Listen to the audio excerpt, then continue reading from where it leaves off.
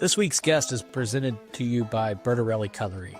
Marco Bertarelli at Bertarelli Cutlery has been in the knife sharpening business for decades. It's a family-owned business straight from the mother country of Italy. Marco is a dear friend, and they've been a partner with Illinois Recovery Center and offering second chance jobs for folks that are leaving treatment and looking for work. Please check them out at bertarellico.com. That's BERTARELLICO.com. And you can always find them and their retail store at 1927 Marconi Avenue on the Hill in St. Louis, Missouri. BertarelliCutlery.com.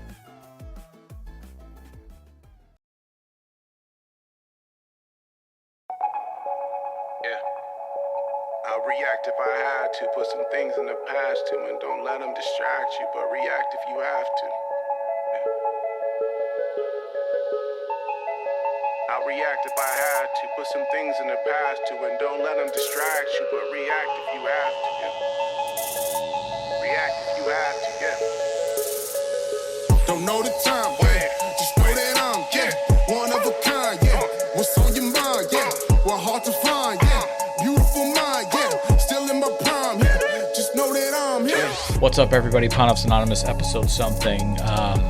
Fun episode. I forget what number it is, Jake. 22. You're full of shit. It's not even close. I'm getting making shit up. I think it might be 20. I think it's 19. It's 19 or 20. It's the one after last one. Yeah, that's a good one. I'm excited for this one. We're doing it's kind of like a little mini series.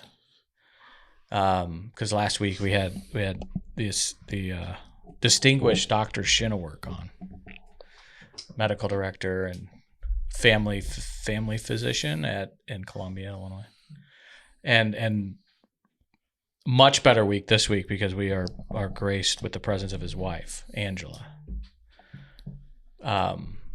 So it's kind of a series. Meet the doctor and the Schenewerk series. The doctor's wife.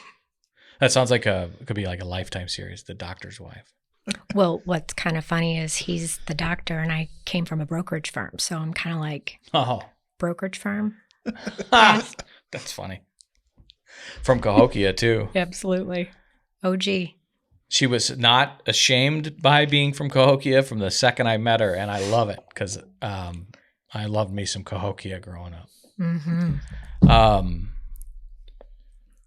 I grew up at the ice rink. We were talking about that earlier in Cahokia, and it's hallowed ground to this day to all the childhood memories. And I was telling Angela before we started, I went there on game 6 of 2019, the morning of, and kind of prayed in the parking lot. And it didn't work that night, but it did work in game 7. I'll thank you for that. You got it. And the building's still there. The rink is still there. It's just plywood, right? And obviously no ice there. So here's a rumor.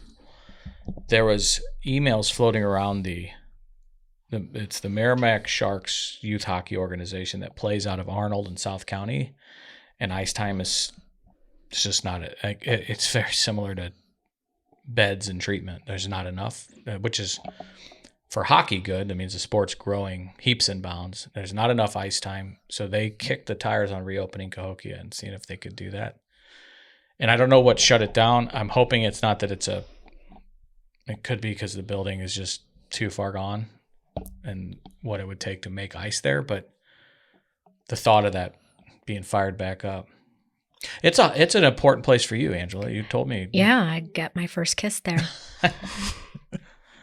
See, I mean, me too. I got the girl pregnant, though. It's a hell of a kiss. Kidding. I was like 10. That's pretty powerful. Yeah, it's a good kiss, isn't it? Damn. A lot of firsts at that ice rink, though, for many people, I think. Can I ask where the kiss was at the ice rink? Right. I'm pretty sure, like, when you would go in to pay, like, it was probably around that fence before we... Yeah. Okay. Probably after we went there. So all right. So the skate date went well. It did. The public skate. Okay. You didn't fall or anything. I don't think I skated. Oh, you were just there for the after. Yeah. All right. And is that Worth, right? Is the Junior high. Junior high. Okay, I didn't know if it was all the way through. And then the high school, which I had some buddies. Yeah, I played. A lot of us didn't live in Cahokia that played in Cahokia, but there were some of us that did, and there were some tough guys for sure. I think they had to grow up on the. Cahokia was a little rough back in our day. Yeah. I don't think it's gotten a whole lot better. I don't think it was as bad as everybody thinks. Yeah. Well, because you could handle it. We're big pussies from Belleville. I mean, they were like, "You're a rich kid from Belleville." I'm like, motherfucker, I live in Belleville. Rich. Yeah, so they would.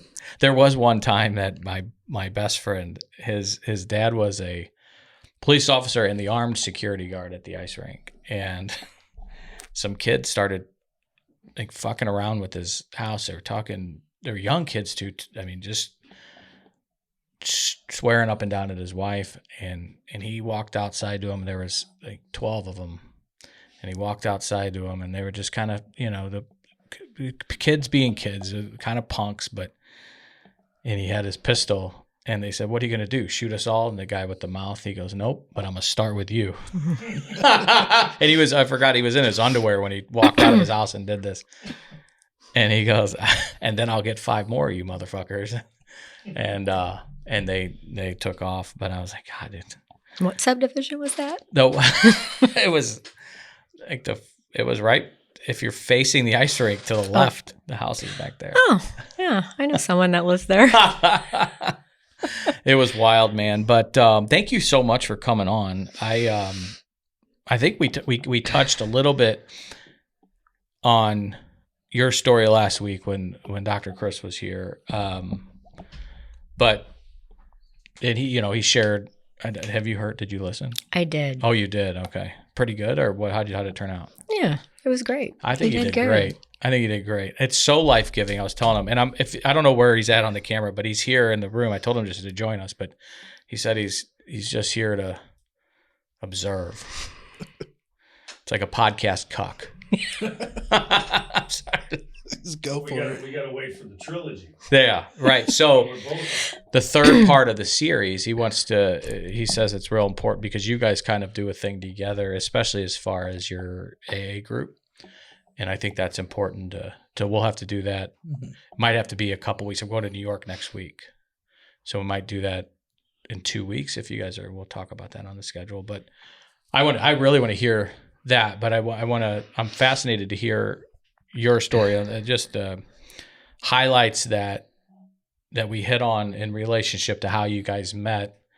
But now knowing that you're a Cahokia gal, I want to hear the good, bad, and ugly. And I think so. Whatever you're comfortable with sharing. We were talking earlier that you say that you ramble, and I've been rambling since we opened up tonight. But there's always something that, and you never know. And in my, I'm a big Jesus guy. So however God uses our stories and our words when we're open and vulnerable, I mean, we can't even imagine it'll hit somebody. So just ramble away, whatever you're comfortable with. I think there's going to be somebody that listens to it that you may not even know that it happens, that it could really change the trajectory of their plunge to rock bottom, or make somebody really have a light bulb moment, a God moment. So, sure.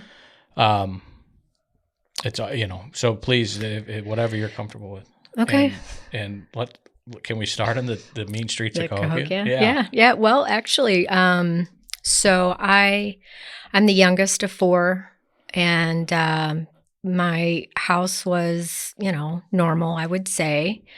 But one of the things that I like to think back on, the JJ thing, I was... my nickname growing up was JJ. So up until 5, I didn't know that my name was really any other. Oh, really? This isn't just a chirp. No. When Doc called you Crazy JJ. No. So they called me JJ, and go to kindergarten. They're like, Angela, and I'm like, that's my name. And I went home and I'm like, I never want to be called JJ again. That's the worst name ever.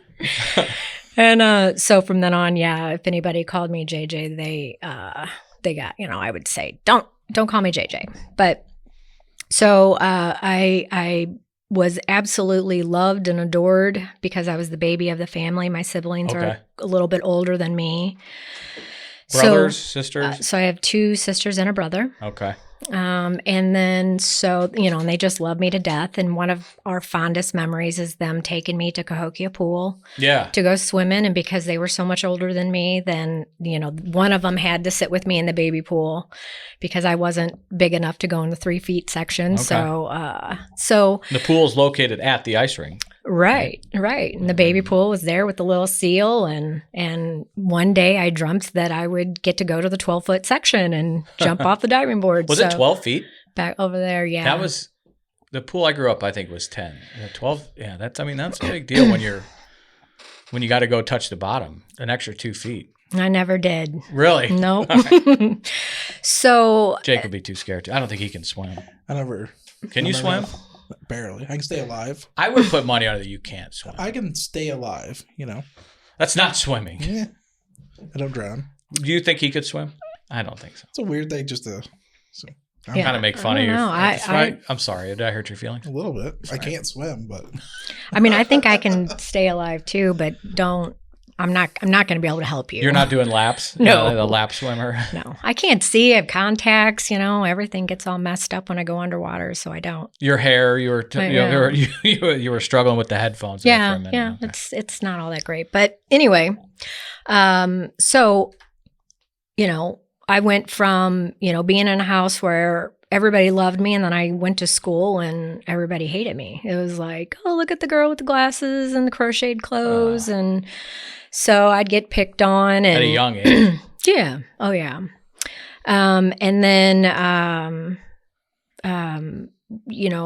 knew that if I came home and told my mom that people were picking on me, she'd go find whoever it was and beat their ass. And so That's I knew, Cahokia right there. I knew that they would get their ass kicked. So I was like, well, I'll just probably keep this to myself. Maybe this day won't be so bad. So that's kind of like, when I picture JJ, I picture her being this little blonde girl with glasses and crocheted clothes and pants that were too big because they were my older sisters and just, Were you bullied all through elementary school? Yeah, like it was like until I got rid of the glasses, people just wouldn't leave me alone. It was brutal. I was telling you beforehand that we had a Tina Meyer on who has a foundation, name of her daughter, just a big anti-bullying thing, and how it's, I've never seen a more cannibalistic group of people, and this is non-clinician statistics backed, but when I said it, you agreed that, especially teenage girls, just rip each other to fucking shreds. They're ruthless. Yeah. It's horrible. So glad I'm not. Kids in general. I am so glad that I have an 11-year-old son, and I'm looking. Good fucking luck, Jacob. All right, my daughter's a sweetheart. I know she is, but they do grow up. They get picked on. She's a theater kid too, so. I don't. So when I hear that, it's just horrible. Yeah, it's heartbreaking. When I got a little older, and actually when I was in junior high, I finally kind of got a friend that I thought was cool, and she got me into cheerleading, and I thought, oh, okay, this is cool. She really likes me, and this is fun. And then one day she wrote a note to the boy that I thought was cute, and on the bus, she gave it to someone and they read it, and it was like, I want to marry you, and I know you know I like you. And it was horrible because the whole bus was like just hooting and hollering and just like, you don't, and this was a guy I did not stand a chance with. And I didn't write the letter. I was like, I can't believe this girl's making this. It's totally made up. Yeah. And it was supposed to be funny, and it was a joke. And I was like, how can this be? This is so dumb.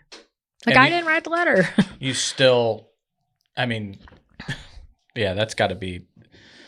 Well, so then I stayed friends with her. We got into cheerleading, and that kind of brought out some of my confidence. I thought, okay, but I was really bad. I was a bad cheerleader, and the only thing I could do was the splits.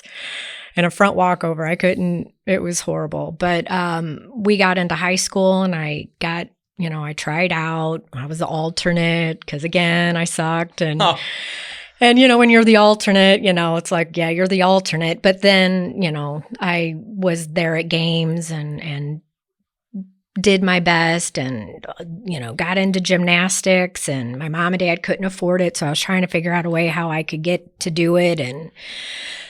And we stayed best friends and thought that, she was awesome. And then, rumors started going around that she slept with my boyfriend. Oh, and wow. I thought, no, she would not do that. I'm like, I can believe him, but no, she would never. And then she did. And she was my first and last best friend forever. Oh, shit. Yeah, like girls suck. So You did say I don't have the most. That's why I don't like girls even to this day. yeah, I mean, so I think that's part of, I don't know. I try to like when there's just girl meetings or girl trips or whatever, I'm just like, man, I'm not into it. It doesn't look like that I want to do it, but I'm not comfortable. Sure. Like I had a friend completely, do something that I didn't think she would ever do. And so the trust, building. Betrayed you twice. Yeah, absolutely. That still stick with you today. Yeah, absolutely. At 37? Yeah. How old you are? I'm 38. I got it. Sorry. Didn't look 37. No, you look 29. I got to be careful when I start bringing up age and females. So I've met and known some girl that friends or even dated some girls that, they were like, I get along better with guys than I do girls because of some of the cutthroat shit. Did you party hard in high school or even younger than that? No, but she was the one that took me to my very first party ever. Okay. We rode our bikes there. Your bikes. Yeah, and So that tells me that this was a pretty young party. well, the people there were older. Okay. And this kind of plays a part into some of my like traumatic things that I always would think about, and it was a party. So she got me a wine cooler, handed it to me. I went to go take a drink, and I chipped my front tooth. On the bottle? On the bottle. Oh, and I was boy. like, oh my God, this is a sign I should not drink. Now, if I would have only known, oh my God, there were so many signs. But I went to go, and that Your happened. first drink, you chip your tooth on the bottle. And I said, this is a sign. And so then what happened is I didn't drink it. And, however long later, this girl shows up. She's talking to everybody like she's just part of the party. And next thing I know, she puts handcuffs on me. I'm like, what the hell is happening? And she's like, yeah, I'm arresting all you guys for underage drinking. I'm like, but I didn't drink. I chipped my tooth. It was a sign. I swear to God, I didn't drink, She's Oh, wow. like, yeah, you're all going to jail. And me and this other girl, like, she's crying. And I'm like, oh my God, I'm going to be in so much trouble. I didn't even drink. But yeah, no, like. So you all got taken in? No, it was fake. It was fake. She's like, oh, I'm just kidding, you guys. I'm like, what?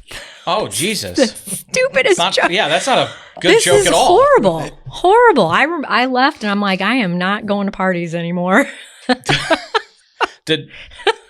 I could see like somebody pulling that joke and like, catching a right cross from someone with, oh, you're not a cop? Pop. Like, yeah, it was again, it was mean and horrible, but like it was a sign, right? Mm-hmm. So, I didn't, I had my share of parties. I definitely could tell you plenty of stories that in high school where I drank and had fun, not so much fun, but Sure. I was, I would say pretty normal drinker. okay. Like weekends, every other weekend type high school parties. Yeah. When do you look back and see that there was a shift? Because alcohol is your drug of choice, right? Yes. To call it. Yes. Mine too, for the most part. I think is that right? Is that clinical? Mine too, for the most part. Well, like I'm an days of 5, alcoholic. yeah. My name's Chris, but I did a lot of coke. Well, Yes, if you had Chris. your choice. But Right now. Coke was so I could drink more. I always say that. Like I was an alcoholic, or alcohol was my drug of choice. I don't think I ever craved blow when I woke up. But I wanted it so I could continue to drink because I get too fucked up and it helped me. I think it was like a crutch to my primary drug of choices. So when I call it drug, that's what I knew it's alcohol, right? For Yes. It is. you. When did that go from fun party to self-medicating? Is there a clear? Pretty much, I would say probably like 2006. I don't know, but, at this point I was married, had my boys, had my kids. I kind of just look back on it like, my mother-in-law passed away.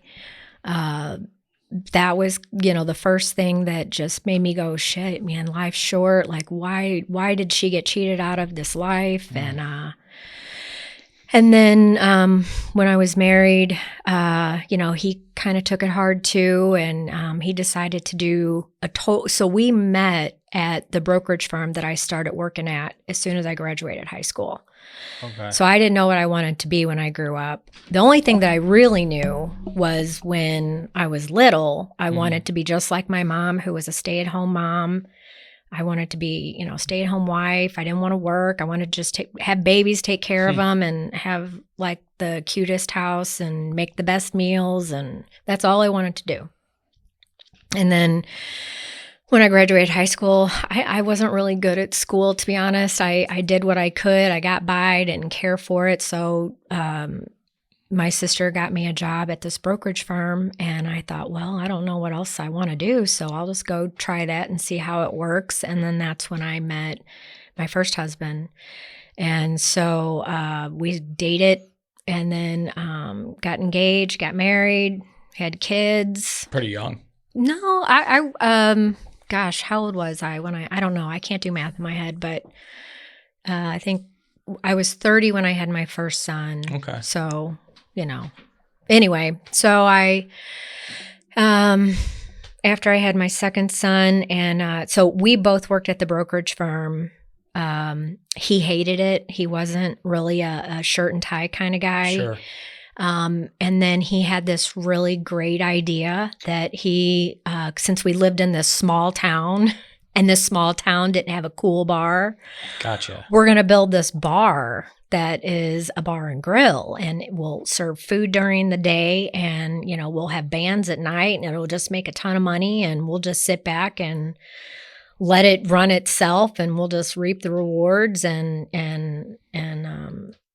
Yeah, so he's like, let's build a bar and grill. I'm like, whatever you want, honey. So you're moved out of Cahokia and into you say small town. And I think I remember when we talked with Doc what bar that was. Willie's, no Jacks. Right. So you guys moved to Smithton. Is that right? I left Cahokia living with my mom and dad we waited to get married before we lived together, and we built a house in Smithton, and we started living in Smithton in 1999. And so then it was from 99 to about 2000. I think we built Willie's in 2007. okay? So that was when I became an alcoholic. Sure. That was the beginning. Okay. I didn't know it, tracks. and it wasn't clear at that point, but looking back, that's when my drinking for coping started. Yeah, and you're a bar owner. And I was never there. That's how I didn't meet him. Interesting. I was never there. So, but the Doc was a fixture. Okay. yeah. So, Was the bar that smashing success that you guys thought it was, where it would run itself and you reap all the rewards? You the way you said it, I'm. Yeah, no. Yeah. Well, first of all, neither one of us was in the restaurant business. So we had no idea what it was going to take. He had this idea that it was going to make money because he loves money, but he didn't realize all that it goes into just with hiring and employees and all that. So he came home one day and he just said, Angela, this is the worst idea.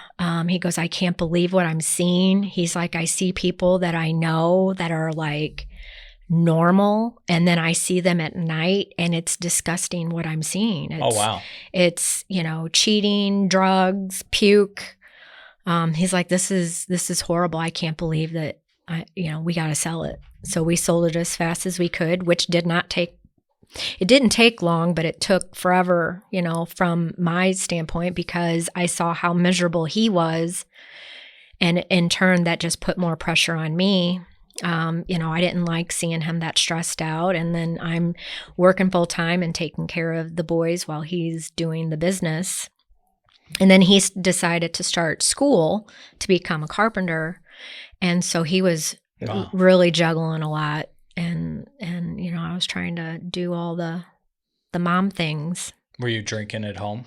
So that's when boxes of wine became cute and fun. I was like, oh my God, this box of wine's lasting forever. Like I turned to put the spigot on and it just keeps pouring out wine. Is that the White Zen? No, I don't even like. I just remember I bartended at a tavern at Belleville Fridays forever. And I think it was red and it was sweet. I didn't like the dry stuff yet. I never liked it, but you know.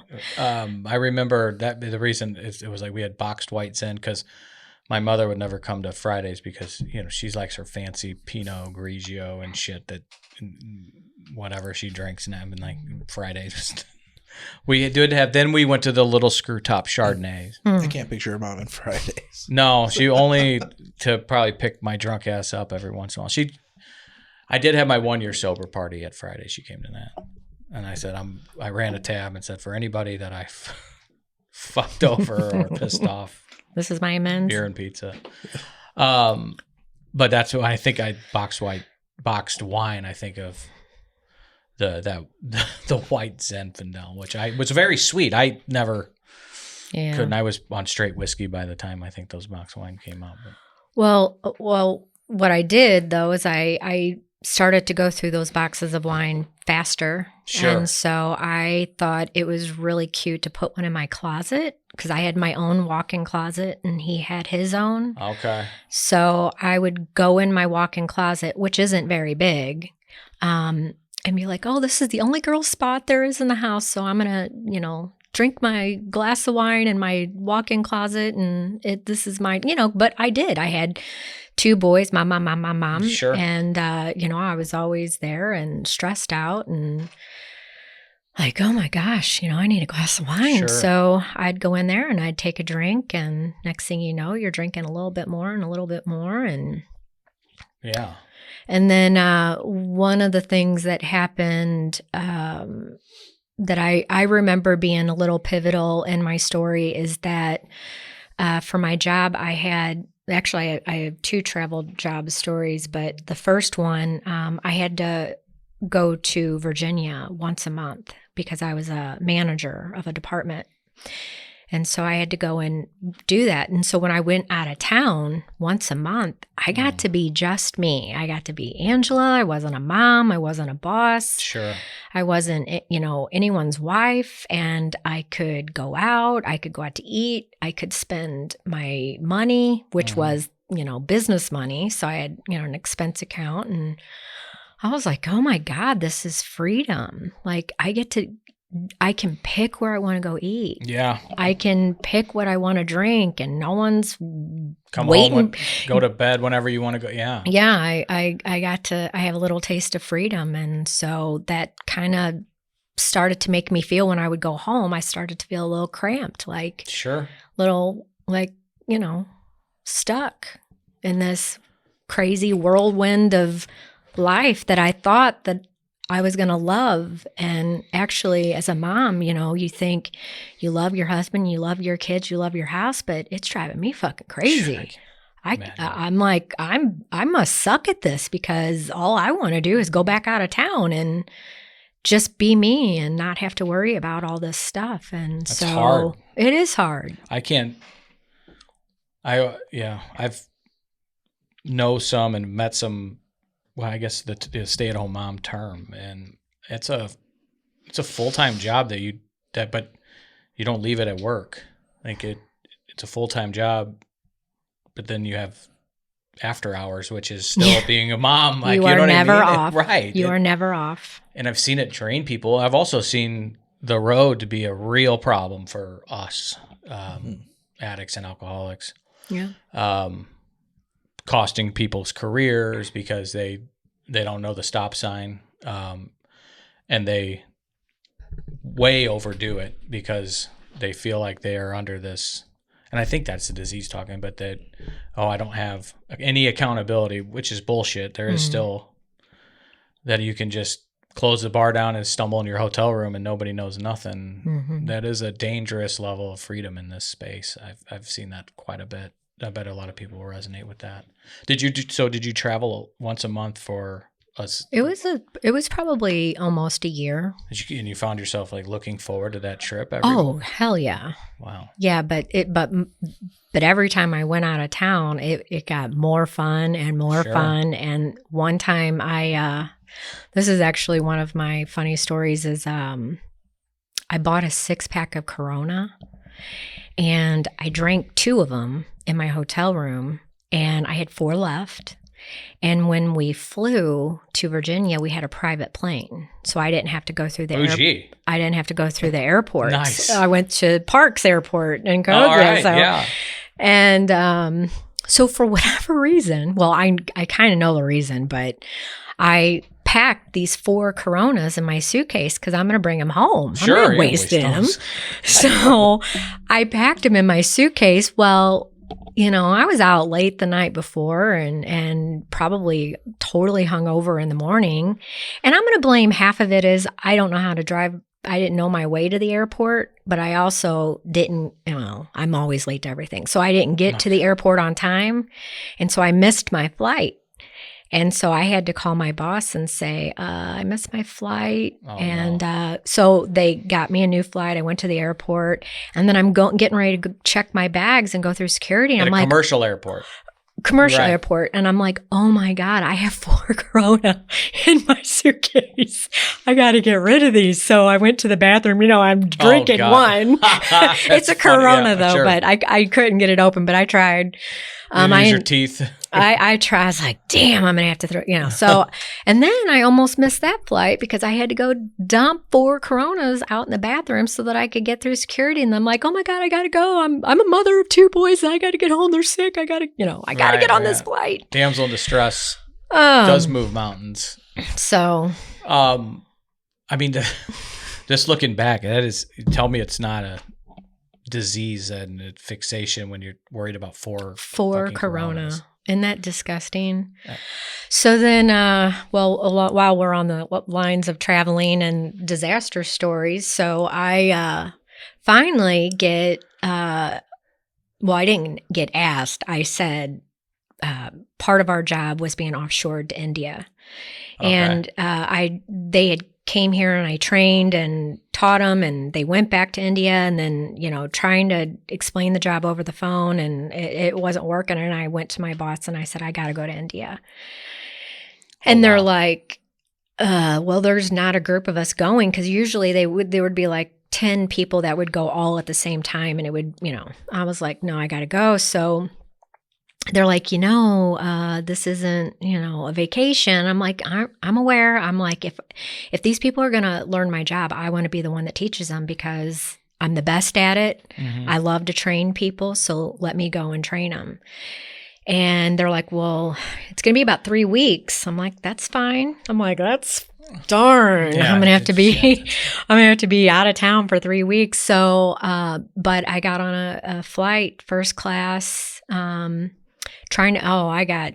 I got pretty saucy in Lambert Airport before I flew to New Jersey, got to New Jersey, got pretty saucy there, got on this flight. And I'm like, sweet, this is first class. Where's all the alcohol? And they only gave us the one. And then I woke up, I couldn't sleep. And so I walk over this guy. I'm like praying he doesn't wake up because I'm straddling him, like, and I'm like, I need some more wine. And they're like, we're not going to allow you to get drunk or intoxicated on this flight. And so I'm like, Wow. yeah, I'm like, I just need one glass. It's first Like, class. Fuck. I know. I swear, I think it was because I probably looked it and smelled it already. I don't know. But for some reason, they didn't want to give me the one that I was requesting. And so anyway, get to India. That's, I'm sure, how long of that flight was that? Oh, it was like 17 hours. It was long. That's a eternity for an alcoholic, an active alcoholic, right? Well, so it's not like full blown yet. I mean, there definitely was a lot that was going on that I was, showing high signs of alcoholism. But so I managed to get to India, and after the shock of being halfway around the world, I mean, it freaked me out for a minute because I looked at my map and I was like, oh my God, I'm literally on the other side of the world. And when you get to India, it's very smoggy and it's dirty. And when I got there, woke up when it was the morning, and I got, I had a driver, so I didn't have to go anywhere by myself. The guy drove me to work. And what city was this in India? New Delhi. Okay. I know India's massive, probably the most populated country in the planet. You don't know that maybe shit. second to China, but you don't know shit. Well, I got in the car and he drove me to work, and I saw all the cars and the honking and all that, and I just loved it. I was like, oh my, I have chills just thinking about it now. Like when I realized I was halfway around the world and I was able to be there, and I don't know, like being alone to where I could make my own decisions wasn't, because growing up, I was the fourth kid, so I never got to make decisions on what we did anytime, anywhere. Clothes, right. Yeah. I mean, I didn't make decisions. And then when I got married, I didn't make any decisions. I was like, whatever you want. And it wasn't because I was submissive. It was because I don't mind. Like, whatever you want to do, I'll do. If you want me to make a decision, I'll make a decision. But for the most part, I don't mind, because I enjoy everything. So anyway, I get to India. I'm like, oh my God, this is what I want to do. I want to travel. And I was married to someone who didn't even want to get in a plane and fly at all. Sure. And then to fly over an ocean, no way. I mean, he was scared. So he was like, I knew that. So I was hooked right then on traveling. I knew that my life involved traveling. And so along with going to work and doing my thing, and but I'd go to my hotel and I would drink. How in India? What? In India that you would, culturally, is alcohol available as like it is here in the U.S.?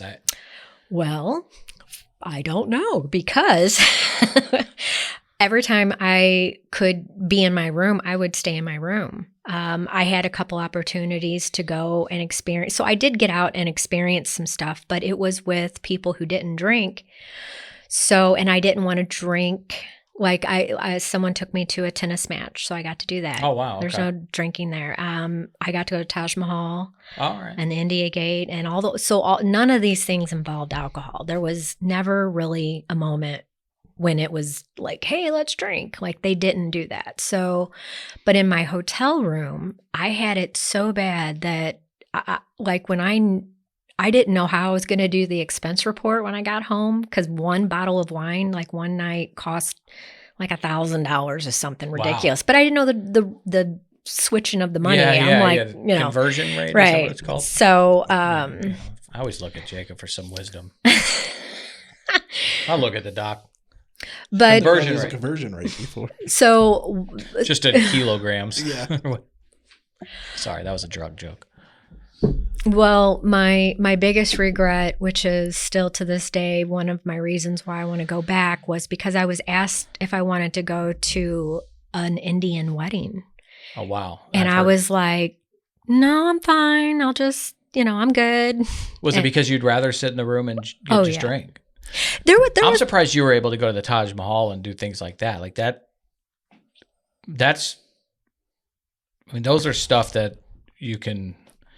I mean, those are lifetime of memories. And actually doing some touristy stuff, but then you think about the things you missed out on because of your desire to just sit in a room and drink. Yeah.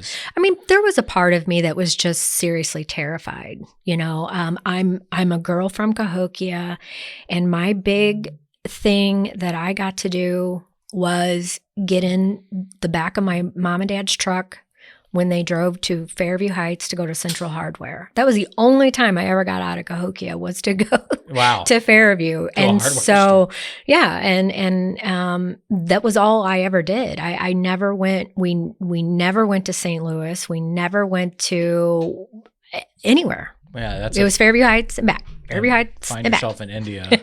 And so then, you know, going to work over in St. Louis, crossing the bridge, that was a big deal. When I met my first husband and he said he lived in St. Louis, I was like you live by Busch Stadium? Right.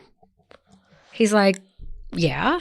Now, he lived, you know, 20 miles from Busch Stadium. Sure. But in my eye, I was like, St. Louis is like this right here. Big dense city, yeah. But yeah, I mean, I was sheltered and did not know Just stuff. some culture shock in India, I can imagine. Right. So, in fact, I can't think of two more opposite places on earth than New Delhi and Cahokia. Yeah, there's some similarities, like craziness, but okay, you know, but yeah, so that was, you know, so then I came home from that, and but that was, I don't remember exactly what year it is. I still haven't strung my timeline all the way together, but that probably was a year before the shit hit the fan. Okay. So I mean, there's all these signs that I'm picking up on as you know, from starting with the chipped tooth, but skipping out on, and I've heard Indian weddings are a fucking appointment experience. Like if you have an opportunity to go, it's just you go. She said she's like, are you sure we're going to get you all dressed up? Right, and the whole get up and all that. And I said no. I mean, there was a part of me that really wanted to do it, but then I was like, shit, you know, I'm really kind of comfortable here, and I have room service. Right. So yeah. And you found, from what I'm hearing, some freedom in your own even isolation. You're isolating in a hotel room, but it was freedom to you because you could drink with nobody watching you. Absolutely. So about a year later, then you say the shit hit the fan. Yeah. So is this a rock bottom moment? Or? No. Okay. No, this was when, you know, when we left Smithton, we moved to Waterloo, and we built another house. The first house that we got married, when we got married, we built our first house. And so and then he got into construction, so we built our second house. And so we moved there, and I loved this house. And when he said he wanted to move again, I'm like, Angela, you know, stick up for yourself. I was like, no, I want to stay here. Well, that didn't go over well, you know. When I felt as though I didn't have a voice in the matter. And so, of course, then I'm getting mad that I can't make decisions like, no, I don't want to move. I want to stay here. I love this house. I love this location. And then, you know, that's when, you know, screw him. I'll just go and I started putting beers in my car for the way home, and I would drink on my way home so that I could have the edge knocked off before I got there. And that's brutal. And then it escalated where, you know, the 2 beers wasn't enough. And so I started buying little bottles of wine. And then I would plant them around the house so that when I woke up in the middle of the night and couldn't sleep because I needed to drink, they would be planted. Wow, so it's really gotten a hold of you. It's Yeah. starting to get its grips on you, sure. Oh, yeah. Yeah, so I would plant it around the house, and then just got to where, you know, the bottles of vodka that were left over from selling the bar, you know, I plowed through those and had to fill them with water and prayed that he wouldn't, you know, suddenly want, you know, some of that Tanqueray. And so he goes and pours a gin and tonic, and it's water and tonic. Yeah. So constantly worried about that and just constantly trying to figure out ways to buy it without him knowing. So I got pretty creative with that. And then, How long was this going on for? Probably a year or two, where it was just brutal. And it got to where he just left me alone and I left him alone and we just kind of coexisted. And then one day he found a lot of empty wine bottles under our mattress and got a trash bag. I could tell when he came and got the trash bag that he was pissed and emptied all of them and threw them away. And I knew I was busted. And then next thing I know, I went to my first rehab. And from this moment? Yeah. It's interesting that you use the word busted. Like, yeah, I feel that way when I was doing that stuff, like, so my parents didn't catch me drinking and you didn't want, you're a grown woman, mother of two, and how we get ourselves in a position where you're busted by, you're supposed to be your partner in life. And because that's how bad, I guess, the drinking's gotten, and just isolating that, like that's, I get it. We were all probably hiding it. I was in trouble. But yeah, like to have, I mean, you're an adult, a grown woman, and we've kind of, and I'm just thinking of this now, so I'm thinking out loud, like beating ourselves down. The disease has gotten us so much where we're going to get in trouble. Yeah. Like, it just is, it's, I don't know if fascinating is the right word, but when you said that, it hit like that life of hiding. I don't know if there's even a thrill to it. It's just that we have to, so we don't get in trouble. And here you're not supposed to be in trouble with your spouse. Like, right. You're supposed to be able to share how you're feeling. Like you're right. Yeah. I mean, that's what you're supposed to be able to do. But that's maybe what I'm getting. Yeah. We don't. Yeah. No, there was no sharing how I felt. So, but I'm not sure if that, I think he said that he thinks he took me to Harris House like 3 times, but I remember twice. But I remember the first time being in rehab and knowing that I didn't need to be there. Like, this wasn't a thing for me. Like, I wasn't alcoholic. I just had a problem with how much I drank, and it was going to go away. It was going to fall off me. Like, I'm not alcoholic. No. So this is pretty important. Like, no. Let's park the bus here for a second. So that was your first time at Harris House, and that, because I think that's important and reflective that that's how you felt the first time. Yeah. And I don't know the rest of your story, but I a little bit. We shared it last week. Doc was sharing it a little bit, but just the word "first time" indicates that there was a second, and the first time you weren't fully in and accepting of what this is what it sounds like. Correct. I didn't think that I needed to listen to anything. I didn't think that I needed to pay attention to anything. I knew I was feeling better because I wasn't drinking, but I was sitting in a little group session and thinking, like looking to the left and to the right, and like these young kids were there and I was older, and I knew a couple people in my family that were alcoholic, and I was nothing like them at all. They drink a fifth of Jack Daniels every day, and no one's saying that they're an alcoholic. No one's putting them in Harris House. I'm the one that's here. Like, this is so wrong. I so don't belong here. So we told a story last week, and I'll look at Dr. Chris, because we were telling a story about some clients dicking around or not taking the meeting serious when you're running meetings here at IRC. And I think one of them got a little butthurt that you told him you'd see him back here in 60 days. I have a feeling you'd say, if you were running him, that's what I'm hearing you say to her, that, because of the mindset you first had. So many red flags. You probably see it, Jacob, daily with certain clients that come in and aren't, they're still in denial. They're just not listening or humbling themselves. If that's that's part of it. Right, or you hear a lot of that's the problem, not Right. not me. And then that comparison, I tell people Right.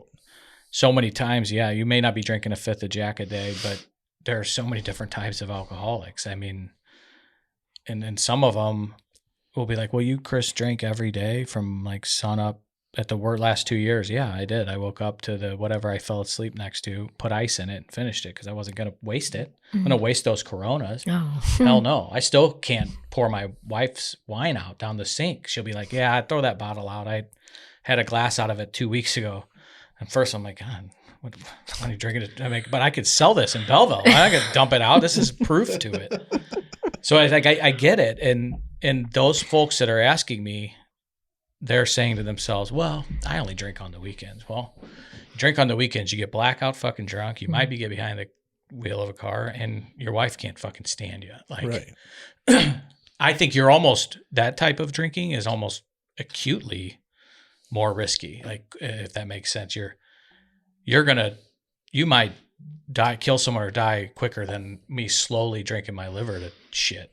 But so with that type of, you're talking about your uncle in Cahokia that I think you said uncle that was drinking a bottle of Jack a day, and you're not an alcoholic. That's a fucking alcoholic. Well, you're in Harris' house. Yeah, well, it wasn't an uncle, so I'll clarify Sorry, that, yeah, but that's okay. But so yeah, I'm just gonna guess because I just know that I came home, things didn't get better. I still was drinking. How long were you in the first time? 30?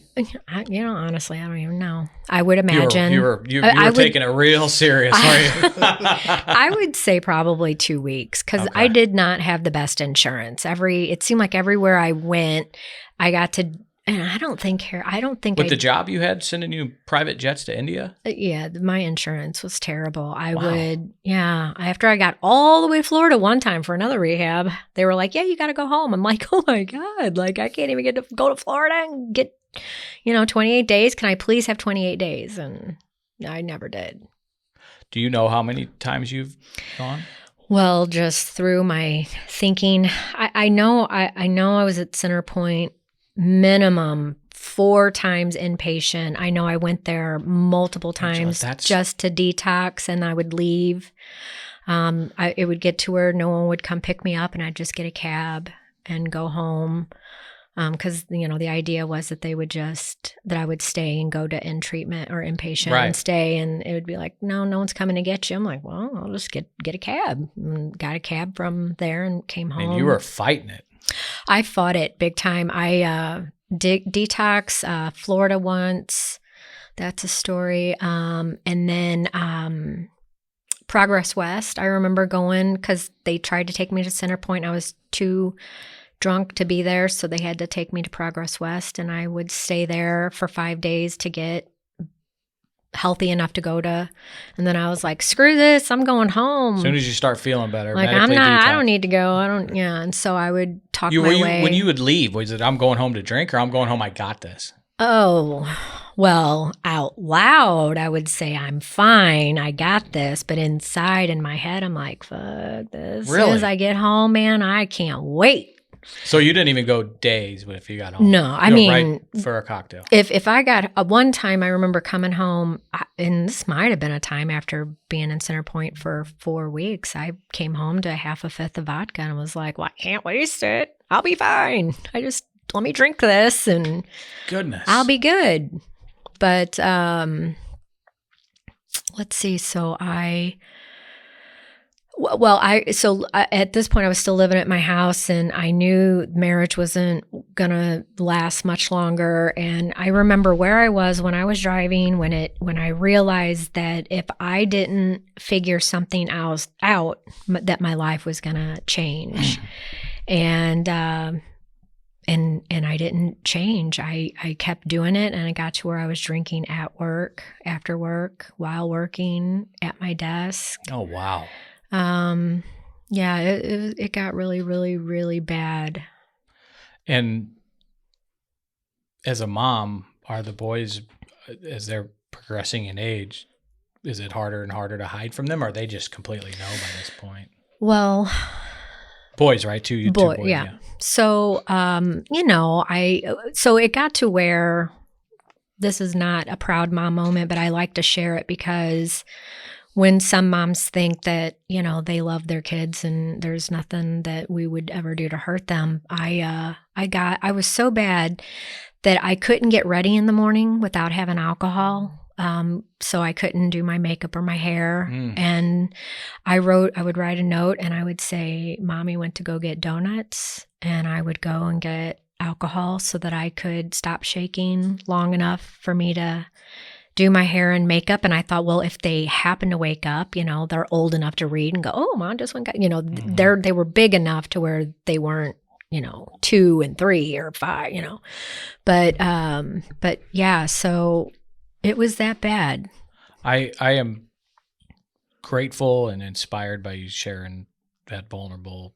I mean, that you started by saying it's not a proud mom moment, but like you have a lot to be proud of now, and I think there's a lot of women, mothers that they fight this huge juxtaposition, and their disease, unless they get in front of it, wins. It really does, and I hear it all the time. I've know personally some females that are moms that struggle, and they all say I would die for my kids. I would die for my kids, but they still don't realize that the first priority in their life is they have to scratch that itch, because it's an addiction to a disease that's more powerful than they are. And so I appreciate you sharing that. It's super vulnerable and brave. Yeah. So thanks. Yeah. Yeah. I had a lot of not proud mom moments, that you just don't think that you'll ever get that low. And then you do certain things, like I just needed to be able to not shake so I could just go to work. And so it got to the point where the marriage was over and I moved out. It was easier for me to move out than, make him leave. He wouldn't have. But so I love sharing this too, that I moved out and I got an apartment, but I thought for sure he was going to miss me. Like if I was gone and I was, so the thought, oh, sign this year lease, like, oh, he's going to want me back. I'm not going to be here long. And he never did miss me. So, needless to say, I didn't ever go back, but I lived in this apartment and I was like, man, now I can finally drink. And, but this is my first weekend in my new place. I'm not going to drink as much. I'm going to learn how to taper this off and drink, normally. And that wound me back in rehab for sure. I remember this specifically because I went for, I'll say 28 days at Center Point, and I came home and reality hit me in the face because I had an apartment that was absolutely empty, no furniture. The only thing I had was an air mattress and wine. That's under my air mattress. So I had no furniture. I didn't even have a bed for me or my boys. And, but I had an air mattress. And so, I knew my intentions was to go get the furniture, and I did. I eventually got it and filled it up and whatever. But, he had the boys on his weekends. And then, when I would be on my weekends, eventually it got filled up and I got all this new debt. I was broke. I didn't, I had my full-time job, but now I had all this debt from buying furniture and appliances, and it wasn't fun. just running up credit cards and 401k loans. So it was rough there. So I know what it's like to not have money and trying to figure out how you're going to buy your alcohol and Sure. and whether I'm going to buy alcohol or buy pizza, Alcohol usually wins that battle. Yeah. On the weekends when there was the boys, I figured it out, but yeah. So eventually, I ended up meeting a guy at work, and we started dating, and that ended up being my toxic relationship that I like to say that it kind of half saved my life, but half made me even more destructive because he was a good guy, but he was very enabling. Sure. He wasn't a drinker. But Really? That's interesting. But he really liked me a lot. And he was a good guy, but we were co-workers. I would not ever suggest that to anybody. Was your first husband you met him at work? Yeah, actually. Yeah. Yeah. You know. So, you know, whoever I'm around, you know, I don't have to go far. Well, they just came to just walk in front of me all the time. Yeah. So that, I mean, I think there is a difference in, you know, being young at a job and meeting someone and starting a family to going through what you're going through. And then there's a convenience factor and you're still, I mean, fully in your disease. And yeah. So it's interesting. He didn't drink or much. No, like, you know, if we went out to eat and like he had a beer, I'd have a beer and, you know, but I stood him up we started going on vacation. He thought that would, you know, bring me some peace. So he joined this vacation club and we got to go to Cabo a couple times or not Cabo, Punta Cana. All inclusive? All inclusive. Beautiful. Yeah. And one time it was all inclusive and I didn't touch any of the alcohol. The next year, you know, he's like, that's, you know, as long as you just drink Corona with me, you'll be fine. And so I would just drink Corona with him and then I'd go out in the pool and play, you know, the volleyball, which, you know, if anybody knows me, they know that I avoid sports like the plague. And so, not you when know, that liquid curds. Not when they're handing out shots. Okay. So like, oh yeah, they just pour it in your mouth. Well, I'm going to go play volleyball. That's So, you know, but then one vacation, he's like, it was at Cabo and I, of course, started a fight with him because, you know, what I would do is I'd pick a fight with him so he'd go home because we didn't live together. And he lived in O'Fallon, Missouri, and it's like a 45-minute drive from my house. So I knew if he got home, he was going to stay there and then I could drink comfortably at my house and not have to worry about him showing up. Because for a while there, he actually had me, what is it when they put something on your car? He was tracking me. Oh, wow. So I found, yeah, that's a whole story too. Like what an idiot I was looking back. Like, I'm like, how does he always know where I'm at? Like when I go to buy alcohol, he's there. Yeah, that's some next level creep shit. Though. Well, yeah. And the blackmail, he hacked onto my computer and found all these emails that I was sending to this other guy and was like, I'm going to send it to him and his wife. And, you know. Oh, God. Yeah, it was. So it was horrible. So when I, you know, anyway, he's like, yeah, we're going to go to Cabo. Cabo will be fun. And I'm like, I just need to go home and pack. You need to go home. And I was like, I'm not fucking going to Cabo with him. So you're. Oh, I stood him up and he ended up going to Cabo and I was like, sweet, I get to drink for a week without him, you know, randomly showing up at my house. And so, but he got to Cabo and found out I was drinking, took the first flight home. Oh, God. Came to my side for no reason at all. And it was so disgusting. Hero complex shit. Yeah. Well, I mean, there's no doubt that you were really sick, but. Yeah. You know, it doesn't sound like he was, I mean, fucking stalking you with a tracker because he was trying to get you to stop drinking. Like, yeah, sounds like there was other issues. Yeah, he called me relationship therapist. But this guy sounds kind of like a douchebag. Well, sorry. No. He called me one night. This is where it I want to go for a ride from this guy. You ready? Well, that doesn't end up being. You can't go there. Okay, got it. But this is kind of where as bad as what I could make him sound, some of the good that, you know, he called me one night when I left my apartment at like 2:00 in the morning and I had to have alcohol and I was shaken and I knew that none of the store, I drove to Cahokia thinking that for sure they would go ahead and sell it to me. And it was closed. And then I was like, well, shit, the only place that I know that I could go get alcohol was Pops. So like in the middle of the night, I was getting ready. I was literally going to drive from Columbia to Pops just so that I could go in And get a drink. Get a drink so that I could stop shaking and having withdrawals because Not for the heavy metal band that's playing that night. well, yeah. Yeah. I've been to a few. I get a Pops is pretty crazy. I mean, that's like to go there just to get a drink. Desperate. Fucking, that's perfect. So desperate. So, but like I remember changing my mind and then he called. So I had already changed my mind, but he called and I was like, oh my God, how's this guy now? So yeah, I mean, there were moments with him where he definitely, he is a reason why I'm alive.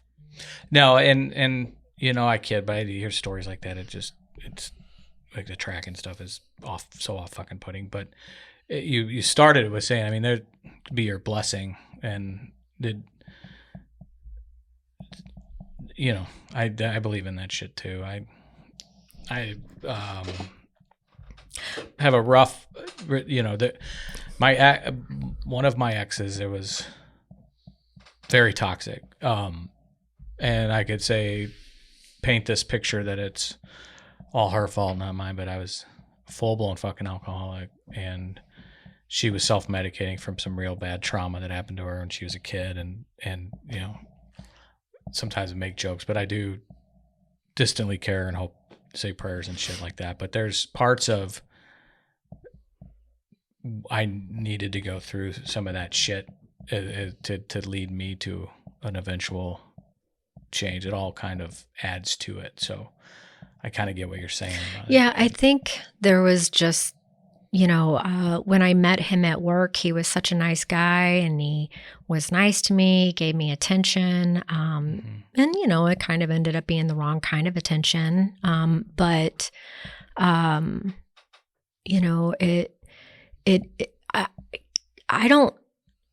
I look back now and I see the enabling that he did. And I see how dangerous it can be when we're in relationships that are not thriving or healthy or whatever. But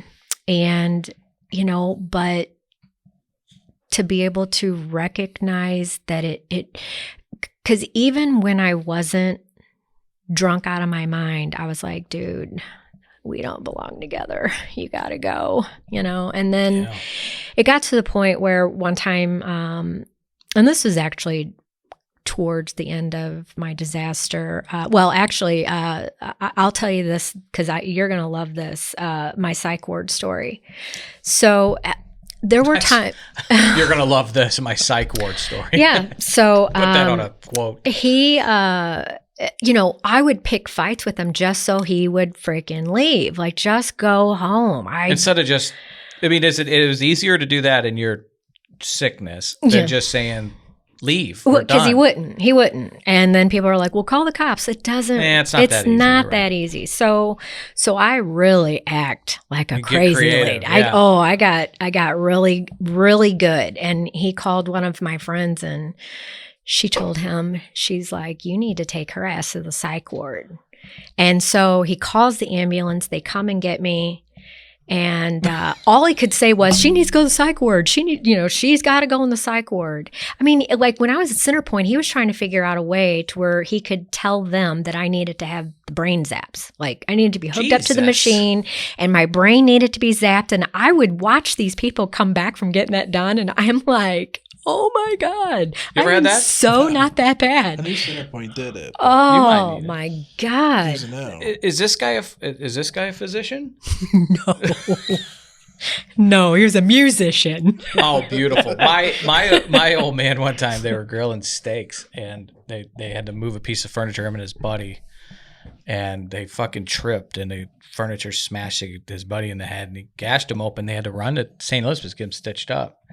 And he kept saying, hey, Doc, I think he just needs a butterfly. We got steaks to go fucking cook. And the doc super glue. Looked at my old man and said, where the fuck did you get your medical degree? He goes, I'll shut up. On top. Like, this guy, he's like, she needs brain zaps. Yeah. Well, so he called the ambulance. They came and got me. And I was like, God, I got to figure out how to get out of this ambulance because I know where they're taking me, And so I actually was in the gurney and they had to strap me into this ambulance and keep me held down. And I'm like, I'm going to fucking get out of this fucking ambulance. Like, I'm not going. And I'm in the straps, and I figure out how to get loose because the EMT guy's not paying attention to me. And then when he finally sees that I'm about half out, and I remember thinking, like, what am I going to do? Really? Like, Right. because I wanted to act as crazy as I could in the ambulance because all I wanted was the shot. Just give me the thing in my arm to where I can get knocked out so I don't have to deal with this bullshit and getting admitted and answering all the questions. How much do you drink every day? And so he sees me about half out and he yanks me up, and I had bruises and like his fingerprint from EMTs? Yeah. Oh boy. From grabbing me. And like one time in an like emergency room, I just said, I'm leaving. And they're like, you can't go anywhere. I'm like, watch me. I was such an asshole. I like owe an amends to all the emergency room nurses and all of them because I was like, just watch me. And so I walked out, and then like the police, I'm like, what are you, like hospital campus police? Like, you're really going to do something? Shit. Oh God. They're like, Angela, you got to go back to your room. I'm like, oh, this is so stupid. But anyway, They took me to the psych ward, and I remember like two people being on both sides of me, and I had been there plenty. I had known like where I was going to go. And when they took me down a different hallway and they opened, I just remember. What hospital was it? St. Anthony's in South. Oh, okay. Yeah. So I didn't know they had a psych ward. when they opened the doors, Highland? I saw the bed that, you know, when you have a bed in the room and it's not against the door or the walls, it's just a square in the middle of the room. Man. It was like Scooby-Doo moment. I was like, I mean, you were pot committed to like get away from this guy if you were like, I'm going to act crazy just so he'll leave me alone. Next thing you know, in a fucking psych ward. Oh shit. So I end up in the psych ward, and I couldn't sleep all night. I woke up the next day, you know, after, you know, and I'm sitting there, and this guy just won't quit looking at me. And I'm like, I am so not in the mood for this dude, you know, and he wouldn't stop looking at me. And I'm like, patient or employee? A patient. And he gets up and he goes to the bathroom, and it's then like a horror movie. Oh, so he gets up and he goes to the bathroom, and then I have to go, so I go in after him. And to this day, I will never wear hospital socks again, ever, because I had a pair of those socks on with the little white things on the bottom, and I go in the bathroom, and all I know is that my socks are wet. I knew where this was going. And I'm like, here's Johnny. Oh, I was like, that's it. I'm getting out of here. God. I'm getting out of here. Like, if it's not bad enough, I don't even want to have wet socks in my own kitchen today. Like, I'm going to be pissed if I step on anything. So anyway, I get out, and I'm like, oh, I mean, it was him. And I'm like, I bet you if I can get him to punch me in the face, they'll let me out. So I'm like, and then, you know, I sit down, and I'm like, what? What are you looking at? You know, I didn't say anything, you know, and I just pushed, and I said things to him that I shouldn't say. And I was like, but all I wanted, my mission was, I want him to punch me in the face so that I can get out of here. And it got to where the people had to come and get him, and they took him out. I was so mad. Angela's way is not working. It did not work. So eventually I ended up getting out and had to, I didn't even have shoes. When they let me go, I didn't have shoes. I didn't have a purse. I didn't have a wallet. I just walked around the lobby and waited for this guy to come pick me up, the guy I was dating. And he waited, because at this point he was starting to learn my deal. Like, if I acted a fool, he'd come to my rescue, like the time when I got arrested. So he was the one that I called. So he ended up picking me up and whatever. But, you know, my arrest, this is when I was like, okay, this shit's serious. Because every night when I turn my TV on, for whatever reason, the cable box says DUI. I'm like, why does a cable box, you know, DUI? Like, why would it even say DUI on a cable box? So whatever. Anyway, I'm coming home from work, have half a fifth of vodka. How long between the psych ward incident and where you're? I don't know. I really don't know. Months, weeks, years? I really don't. Probably months. Okay. Months, because this was towards the end when I didn't think a half a fifth of vodka was enough and went to the gas station to get another fifth, and passed out in my driver's seat and right in the front parking spot at the gas station. Oh, wow. And woke up to a cop. Yeah. Tapping on the window. And I was like, shit, this is it, got in the cop car, got to the station. I don't remember making like the phone call, but all I knew is that I was in the office and is in the, getting the paperwork to get arrested or whatever. And I was so drunk that I couldn't take this guy serious because he reminded me of Elaine Bennett's boyfriend on Seinfeld, Putty. I mean, he looked like such a douchebag, like a putz. I was like, I can't take this guy seriously. I was like, you're not going to arrest me. I was going to ask you if the chirping and the, like, what did you call it earlier? You start turning on the psychosis a little bit to try to get out of this. Oh, well, that caused me assaulting a police officer charge. Yeah. Beautiful. Yeah. Yeah. I was pretty proud of that. I was like, what a fucking pussy. So what did you assault him? I didn't assault him. Okay. He said I assaulted him because I said, you're not going to fucking mocking him. Man. Oh, I couldn't take him serious. I had just like, you're Elaine Bennett's boyfriend, you putt. So you're not going to arrest me. Come on, stop it. How do you like that, Angela? You got assaulting a police officer. Oh, boy. I was like, oh, please. Really? Really? You got to add that to it? Really? That's all I was like, fuck you. So, yeah, what town was there? That was Waterloo. Okay. So that was my DUI, and that was, your first, and I don't know if you have more, first, but first. We'll say first. Okay. So, so I got that, and which in a way, it's almost miraculous that this long into your illness that this is your first DUI. Yeah, but there were signs. There were signs like, Angela, you better stop this. Angela, you better stop this. No way will I get arrested. No way. Feel invincible, right?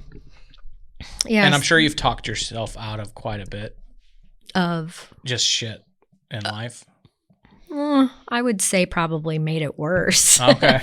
Because, one time I threw my keys at a cop and I truly just... You do get fucking feisty. So it's like you talked yourself into more shit. Yeah, right. Oh, it was bad. Yeah. He's like, I won't arrest her if you can get her to go home. And I threw my keys. Took that as a challenge. And I was like, I didn't mean to. And I really didn't mean to throw them. But the way that it kind of was like a boomerang. And stuck in his forehead. But, he did throw me to the ground and put my arms behind my back. And I was like, God, they really do take this serious. This really hurts. God, why do they got to be so rough? Like I'm really going to get up, It hurts. You need some lockup lessons. Oh. Yeah, it wasn't fun. So first DUIs, you can't drive for like 6 weeks or so, or I don't know. But I just knew I had learned my lesson. Like that really sucked to not drive for that amount of time. And little did I know I was going to have another one, and I wasn't going to drive for a lot longer. And talk about not proud mom moments. To be continued. I mean, I just kept like when your kids have to take you to the grocery store so that you can buy them cereal and donuts and, you can't, your kids get their driver's license, but you can't get yours. Yeah, man. It was pretty horrible. So, but yeah, that DUI did not teach me a lesson. I thought for sure I was going to get drinking under control, and that this really, you know, I was just really sad, and I just deserved to be able to drink as much as what I wanted to. And I was going to get it figured out, because I just knew that once I admitted that I was an alcoholic, everything was going to change, and I didn't want it to. I liked my family barbecues. I liked my family gatherings. I liked being able to have the wine at night when it was fun, and the beers, and you know, I didn't want it to go away. And I was mad every time I was in rehab, like, yep, There's no joy in life without it. No. Is what you're thinking, right? I just thought, why can't I like everybody else? And it was sad. And this is after the second one? No.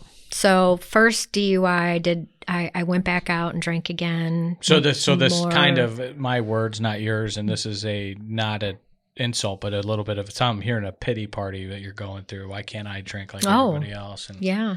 I mean, it was to the point where, you know, when I would go through one of my disasters, my brother was one that would come over and check on me a lot. Mm-hmm. And he would call the whole family, you know, Angela's drinking again. She's in her bed. She won't get out. She won't get up, you know, come over and try and talking to her. I don't know how many people now, you know, now I've heard, I think everybody, but there'll be someone like, yeah, don't you remember I came to your house and talked to you when you were laying in bed and asked you why you're doing this to yourself? And I remember people coming to my bed and like, Angela, why are you doing this? And I'd start making up shit because what are you going to say? You know, like, I made up reasons sometimes. I said something that was horrible once, like, you know, I told I can't believe no one's going to know that I said this to you guys, right? Right. Nobody's going to. I don't think there's many listeners. Right? Okay. All right. Yeah. As long as nobody knows this, but, yeah. Like 4 people. Right. I'm going to say that this is one of the worst lies I could have ever said because, and this is no disrespect to anybody that's ever had this happen, but I had gone through so many excuses as to why I drank, you know, because I'm sad, I miss my boys, you know, I'm divorced, you know, I miss my house. And well, I mean, one night my brother catches me and I'm totally drunk and he's like, why, Angela, why? And I'm like, well, someone just raped me. And he's like, what? Are you serious? Like, are you okay? And I'm like, yeah, I'm fine. And then I'm like, oh shit, he's getting ready to call the cops. I'm like, wait a second, no, I'm just kidding. That didn't happen. I just don't know why. I don't know why I'm doing this. So pitiful. But that's what I mean. It's like the power of this thing that it makes you lie and manipulate a degree that you can't even believe you did it. No, and you know, and there are people that are doing this right now, and it's so broken, and you know, we say it kind of tongue in cheek that, you know, when we know when an addict's lying, and Jacob says when their lips are moving. Yeah. Well, so you're not alone in that, and you are probably maybe in the minority for sharing it, and that's why it's so important to come and why we're doing this, because somebody's going to hear that and be like, fuck, I'm saying similar shit. Probably a lot more than you would expect. Yeah. Have said you know, horrific lies to try to justify. Because really addiction, it's going to make us do and say whatever it takes to get one more.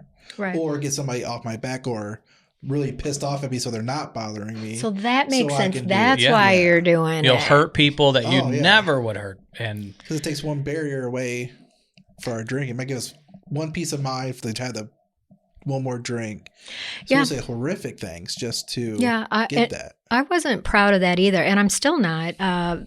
But I think that it just goes to show you that, you know, our loved ones ask why. You know, why? And knowing now what I know, it's because I'm an alcoholic. Right. Yeah, but that's not so I can go to rehab, all these times. I can get arrested. You can find all the empty alcohol bottles all around me. You can see it, smell it. But you as my loved one don't know that I'm an alcoholic. How do you not know? So that's one of the cool things that I like about what Chris and I are doing, where we're trying to get loved ones educated on ways to see that someone that's suffering from an addiction, the links that they will go to make you think that they're okay or they're fine or they can figure it out, or and then the lies that we say and the things that we actually do in our disease, it's cunning, baffling, and powerful for sure. Heard that before. Yeah. There's kids or your brother that will then think it's their fault. Yeah. I didn't protect her. It's my fault mom's drinking. And that's bullshit. That's the stuff that you guys are trying to, the answer is because I'm a fucking alcoholic. Yeah. But even to say that would mean you admitting it before the saying that. Right. If you know it, but when you say it out loud, now shit gets real. Right.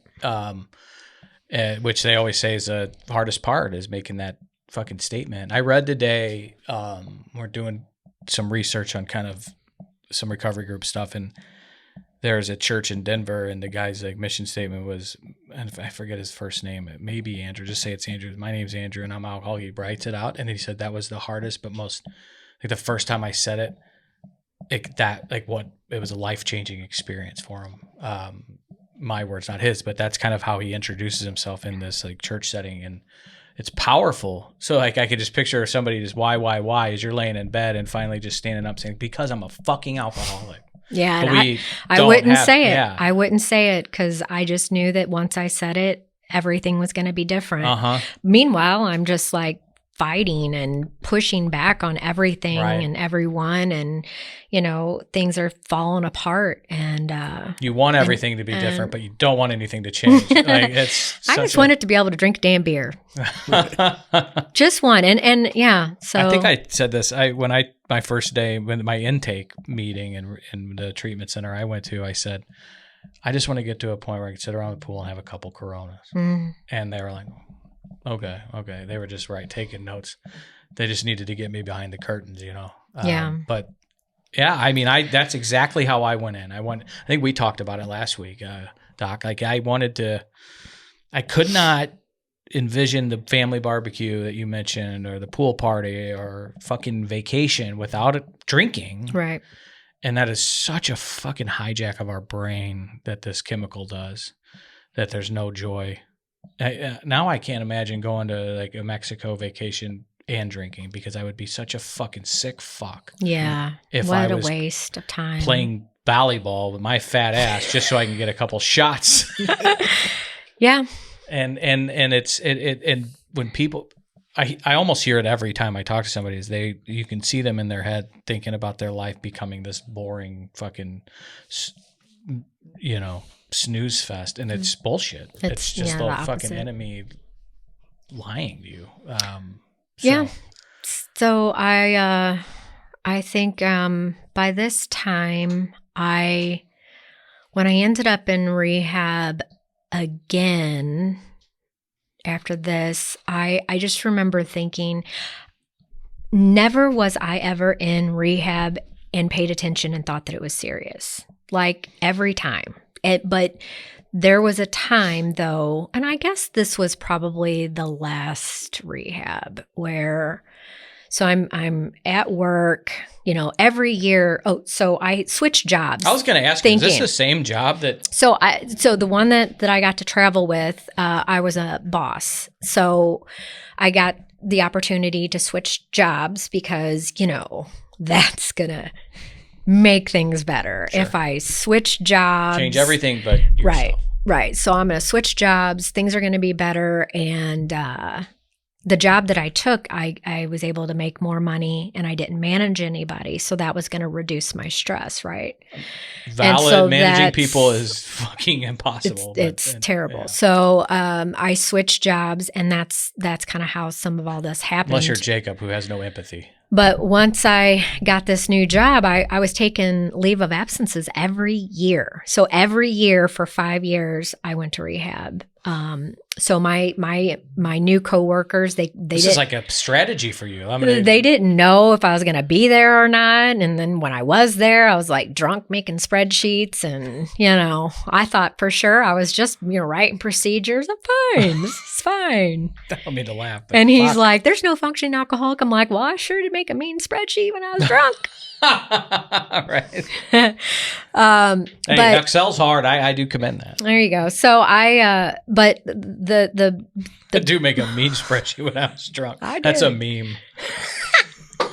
Send that to my sister, Brooke. Oh my God. So this new guy took over our department, and the guy that I was dating came to my house, and because he had told him, he's like, "Jim, we're gonna have to let her go." He's like, "If you can go home or go to her house and get her to go to rehab, we'll keep her." And so he came to my house, and he's like, "Angela, they're getting ready to fire you." And in a split second, all I could think about was, I have enough money in my 401k, which isn't a lot. You've been taking loans off of it, is what you said earlier. Well, right. But I could make enough house payments for a while to where I'll be okay. So I was justifying losing a job. And at this point, so you could drink. So that fuck them. Yeah. They don't need me. I don't need them. I don't need anyone. I'm fine. I can do this without the job, and without them, without him and them and her and everybody. Just fuck it. And he's like, "No, you got to get up." And when I went to stand up, I couldn't. Really? And I was depleted, literally, of everything. I hadn't showered. I hadn't eaten. I literally couldn't even shower myself to go to rehab. And so he ran a bath and put me in the bathtub. And I just remembered thinking, like, this is so not sexy. This is so sad. Yeah, you're like at your this worst. Is so bad. This is so disgusting. This is a coworker? Mm-hmm. Well, my boyfriend. Oh, this is him. The guy that I started dating. It. And so we... I was going to say, that's a little weird if HR's over there putting you in the tub. No. So, yeah, he Fantasy of mine, but I'm just... I don't have HR. He got me cleaned up, and we went to Center Point, and there wasn't room. So he's like, "Well, I ain't taking your ass home. I don't trust you." I stood him up in Cabo. I jumped out of an ambulance. I didn't jump out, but nobody's all good or all bad. There's some like real fucking Jesus moments from this guy, God moments that what I call them, that was chirping him earlier, but this kind of tongue in cheek. Sounds like he ended up doing some good things, but so there was no bed, so he took me back to his house, which he lived close to where Center Point was. Out west, yeah. And stayed there, and then they called later the next day and said that there was a bed, which is actually kind of crazy because, that was when I ran into that guy, So had I not, I still would have probably ended up running into him. You're talking about Romeo over here in the corner. Yeah.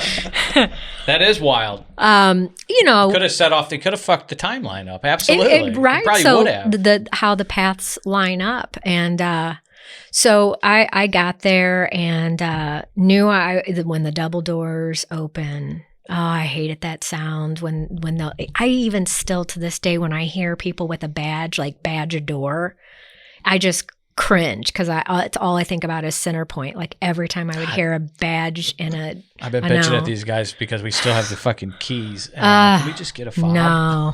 No, a fob. So I got there, and I mean, this is, all the times I've been there for detox, all the roommates that I've always, that I had. Yeah, you're a regular at this point. Oh, like no kidding. Like when he showed up and, like they would come in the room, they'd be like, Angela, Yeah. Muhammad, JJ. Yeah. Yeah, they didn't know JJ, but JJ Badass actually comes in later because I'll get to that in a second. It's not even a big deal, but yeah, so I this was the time that I was finally going to go because all the other times that I had been there, I have all these names of all these people that I've met in rehab, like the list galore. I was tired of getting friends in rehab that never ever called me. I was tired of people that I did meet and died, so I was really starting to see the one roommate that I had, she died within 6 months of getting out. And one guy that I just remember, he committed suicide. I mean, so people, I knew after going so many times that it was life or death. And so when I go this time, I'm like, I am not going to talk to anybody. I am not going to meet anybody. I am not going to be friends with anybody. I just want to go and get this fucking shit over with.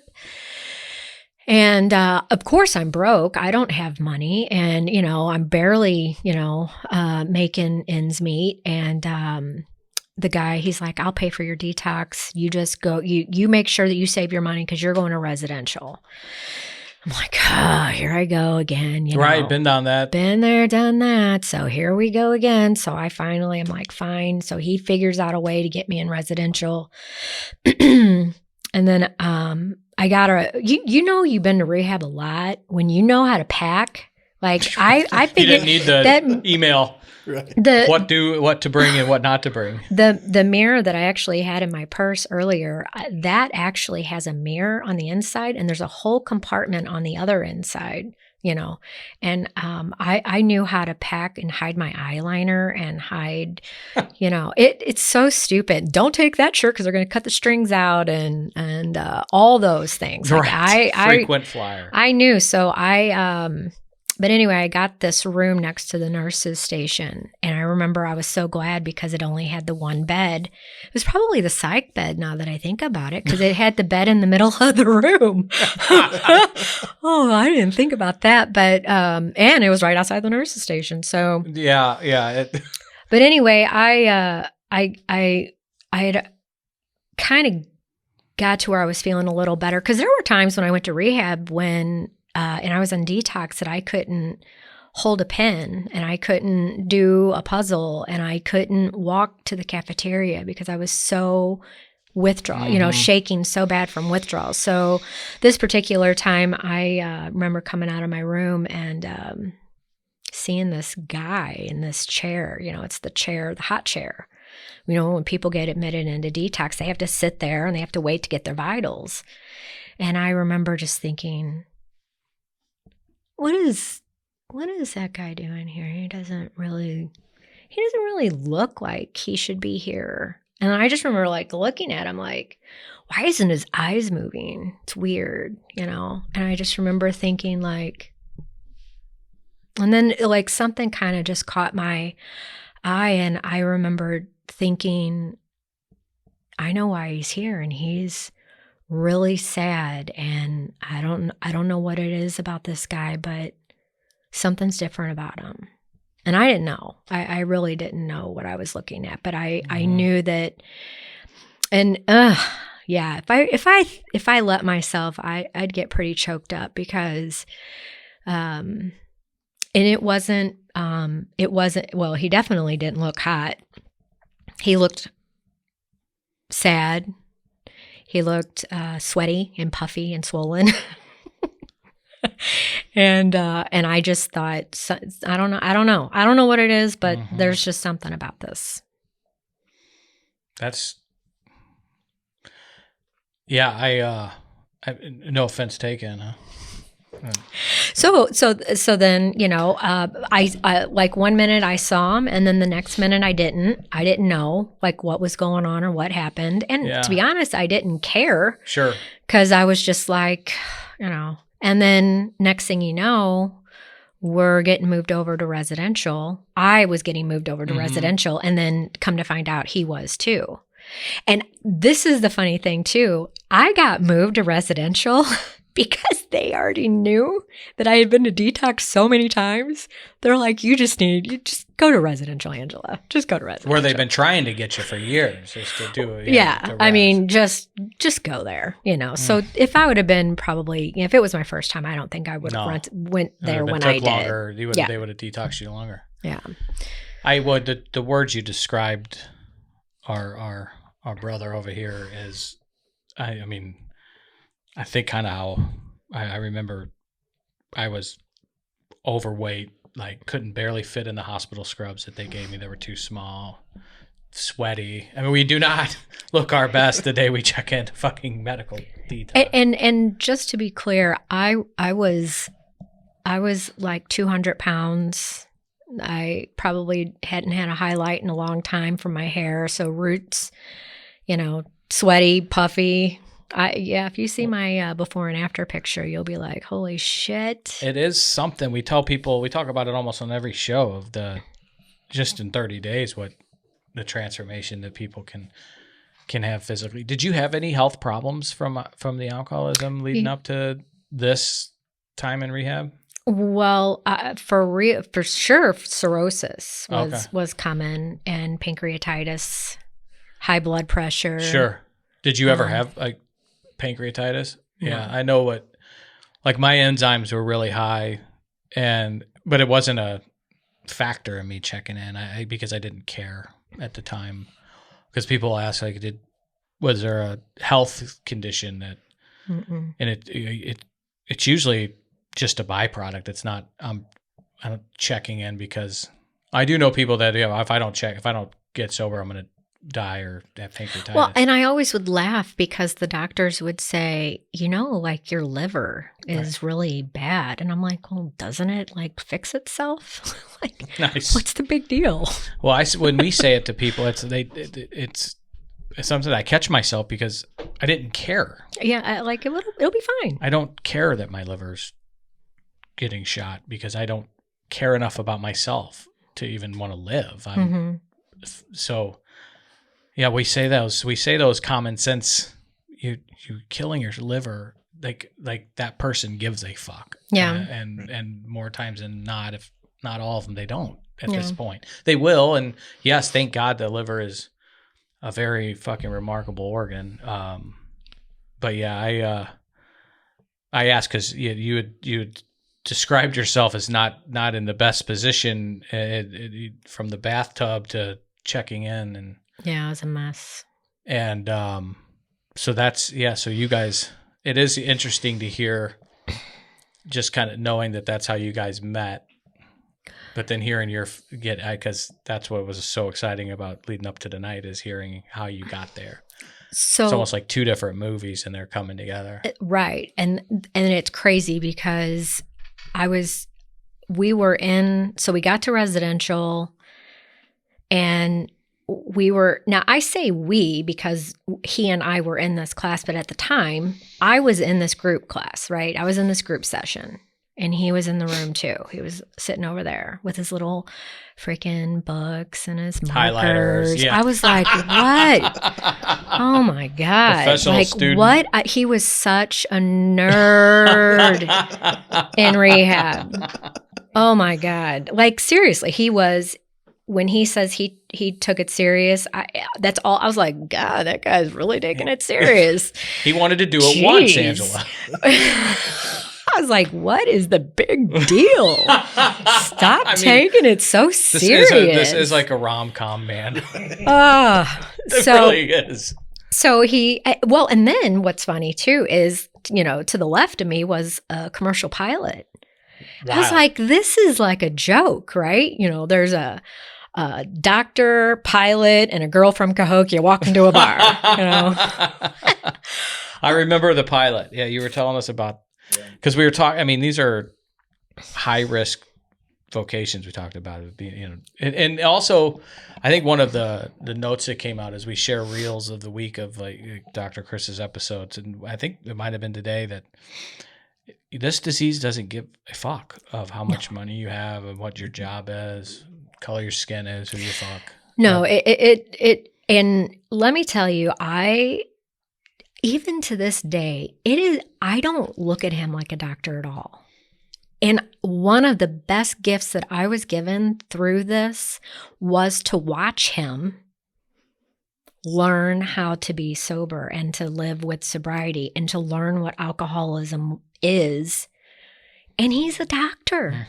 Yeah. He had no clue what he was doing. And, I don't know if he now that I don't think he said, but it took him like 11 days to admit that he was an alcoholic. I'm like, would you just fucking say you're an alcoholic? My God, I'm tired of hearing like, I'm Chris and I am a person with an alcohol, issue or something. And I'm just like, oh my Lord, please say it for the love of God. You couldn't say it for years. Right. No. Yeah. And when I said, I was like, Angela alcoholic. Or I'd say Angela alcoholic, whatever. Make me say it.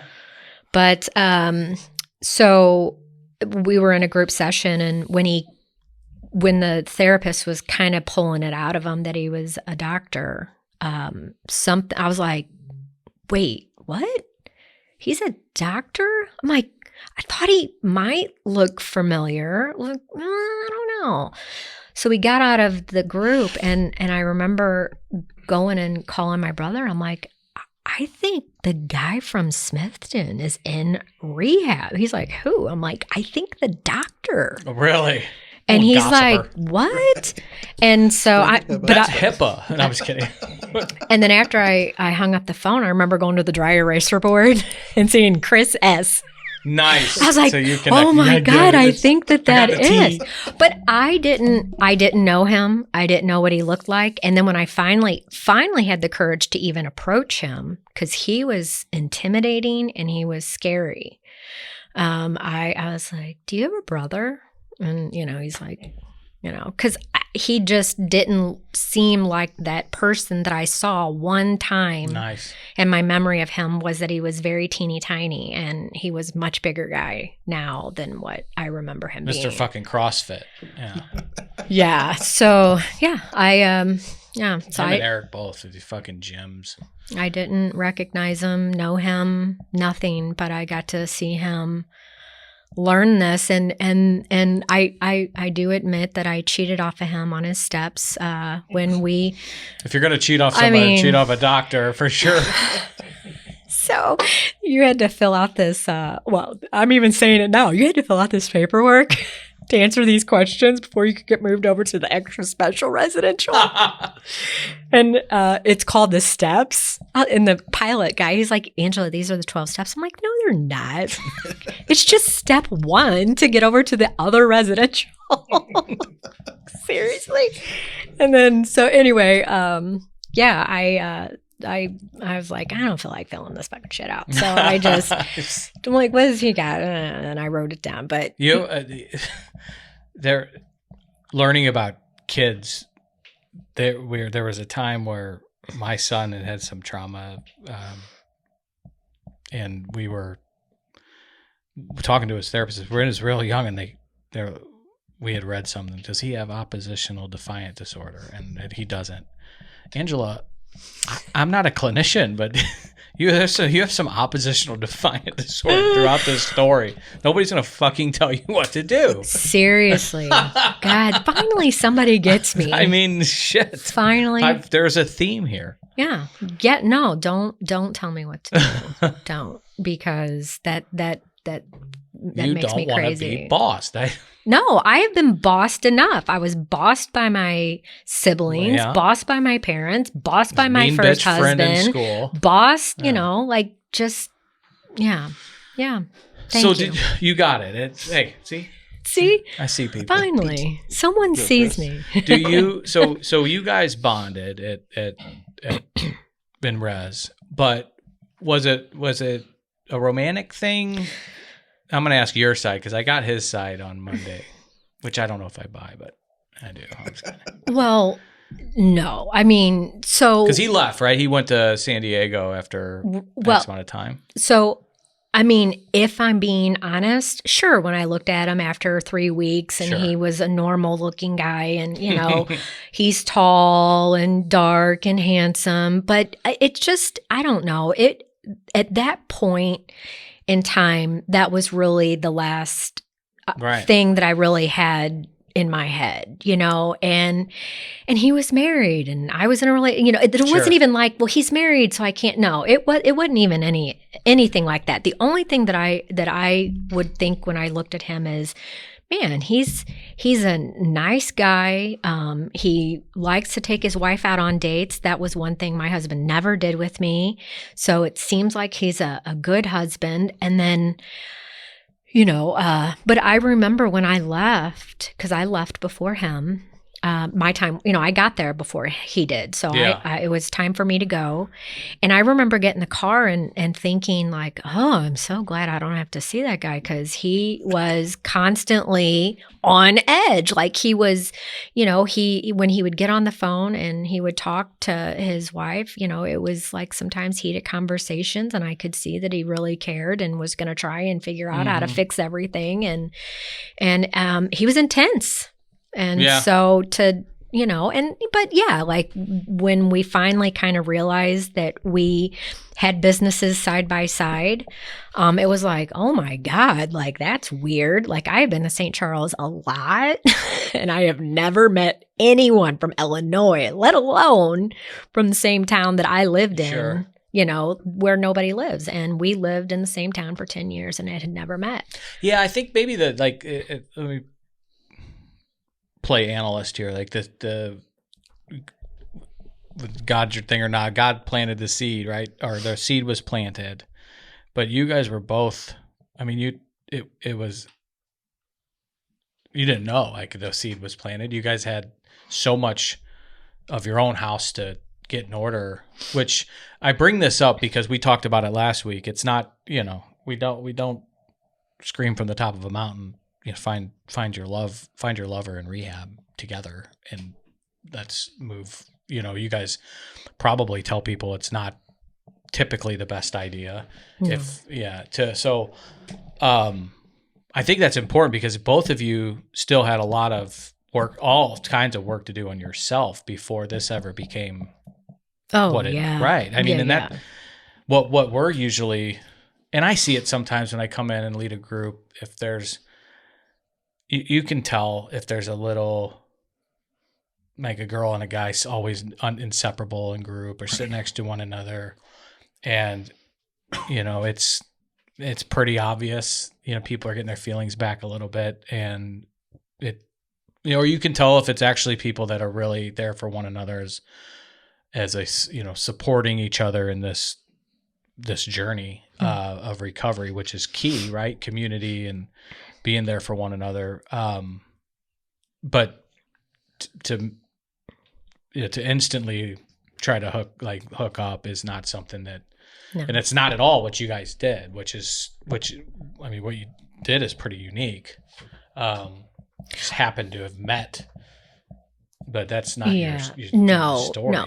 But, and you know, one thing that I think when we think about this story, we kind of giggle about it.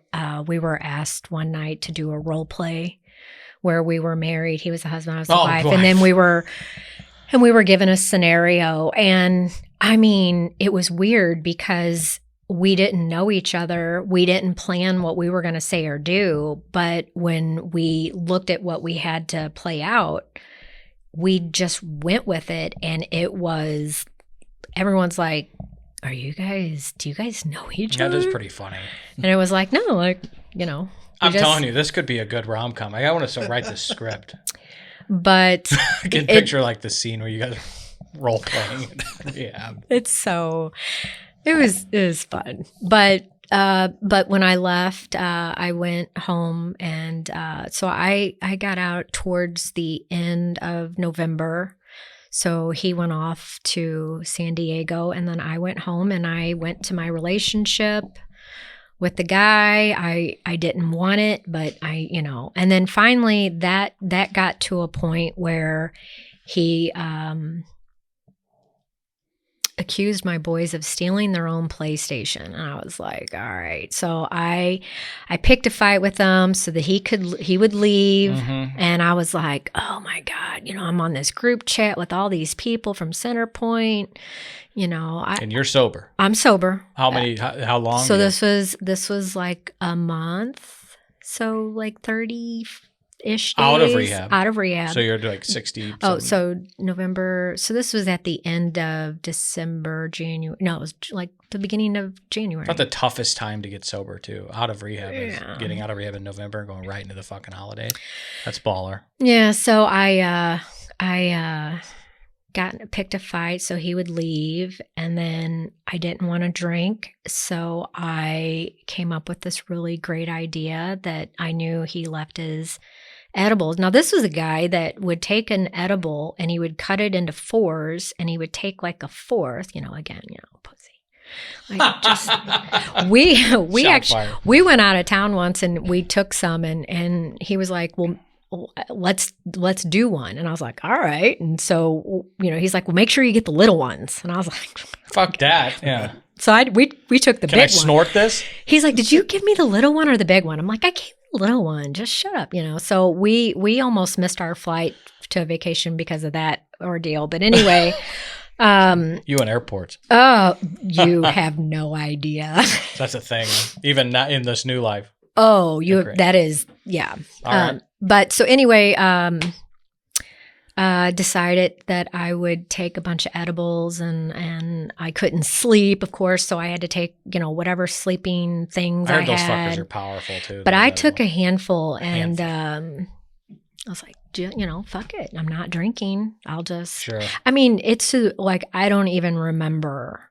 This is just like little bits of memory where I had low tire pressure forever in my car, and I didn't want to ask anybody. No one, I don't know if I put cold as fuck outside. And if I put air in, it's going to blow up, and it's going to blow the whole gas station up, and everyone's going to die because, I didn't have anyone to blow up my tire. So, so I go to leave to go to work, and I'm out of my mind, and, I have a flat tire. And so I go to the end of the street and try to turn around to where I can go back home.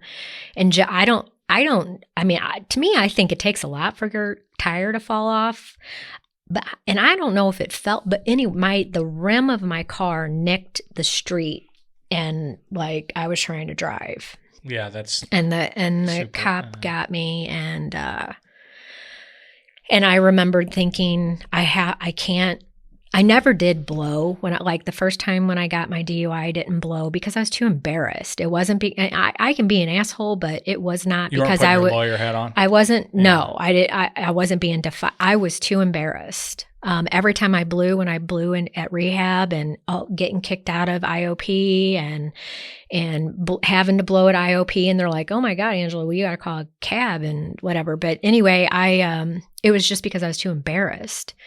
I was ashamed of myself when I would blow really high. And so I just didn't. And I went to jail and got the orange suit, and came to and realized that I was in jail in an orange suit. I didn't know if it was day or night. I didn't know. Because you ate that much THC? I mean, Is that what it is? THC in those? Yeah. And I wasn't a THC girl, so I've heard they're fucking. They weren't 11 years, and it's been a bigger thing now. People go to the store and buy the shit, but look at me switching, hey, it's not a big deal. I won't drink. Well, I heard they're really powerful. I heard they really are. Yeah, especially if somebody that's got 60 days clean and sober and hasn't really been a weed person. No, and all I could think was, I'm going to get arrested because they're going to think I'm part of the cartel. Like, this girl's got, she's a drug dealer now, and, because paranoid. Like, sure. And, I had my pot smoking days in my past, and I never liked it because it just made me paranoid. Well, I'm thinking I'm going to the cartel and I'm going to prison in Mexico because, you know, the cartels are like, Angela, you just blew our, you know, anyway, boy. I know. So anyway, that's the worst too. Fuck, paranoia. Well, I that was when I realized what a bad beat this is. So you're out of rehab, you pop some gummy bears, and now you're back in jail after the history that you've had with DUIs and alcoholism. Yeah, like, and it's not for that. Yeah, well, and honestly, it didn't matter. I was so defeated at that point. I bet. When the cops were there, and I was just like, I'm done. Like I'm defeated. And I remember being in the jail cell. I remember they let us go to the break room, and I was like, when are they going to let these people go smoke? Like, Jesus Christ. Like, God, they, you know. It's not rehab. No, right. I was like, oh my God. And then the phone, it's not like in rehab. You can't just pick up the phone off the wall and call someone. It's like, it's a weird contraption. You got to figure out how to use it. How long were you in? I don't even know. It was a day. I don't know. It seemed like forever, but that was when I said my first prayer, because I wasn't a praying person, and I was just like, well, you know, everyone says that, you know, we're supposed to like pray, so hey, you got nothing left, Angela. Hey, I can't, like, this is what my life is like. I can't do this anymore. Like, I'm not a jail person. The beds were horrible. The walls were horrible. The blanket was horrible. The toilet's like right there. I'm like, sure. Oh my God. Like, that was it for me. And it was when I got out of there and got home, and I saw the group chat that I started with all of us from Centerpoint, and he was one of them, like, hello, Angela, ? Hello. And I'm like, oh shit. Wait, Doc was? Yeah, but he was on the group chat, but there were others, and yeah. But it was like on the side, like, where are you at? Hey, yeah. You know. And I was like, well, I can't tell him what happened because, you know, I don't want him to know that, you know, I didn't drink, so it's not that big of a deal. And so, but the guy was on my nerves, and I was like, I got to do something different. And I actually left town and didn't tell anybody where I was going. Nobody knew how long I was going, but I had made this decision to leave and figure something out. And I went, and when I came home, because it was like a defining moment where I finally realized that I was on my own. No one was going to come save me because nobody knew where I was. No one could come rescue me. So there was no husband coming. There was no boyfriend. There was no brother. There was no sister, no friends. And I remember going out of town, and I went to a meeting, and I looked around, and I was just like, holy shit. Like, look at me. I'm doing my own thing. I can make my own decisions, and I can do what's best for me. I don't need anyone to help me. I can do this. And I've been sober since. So, wow. Yeah. And what year was that?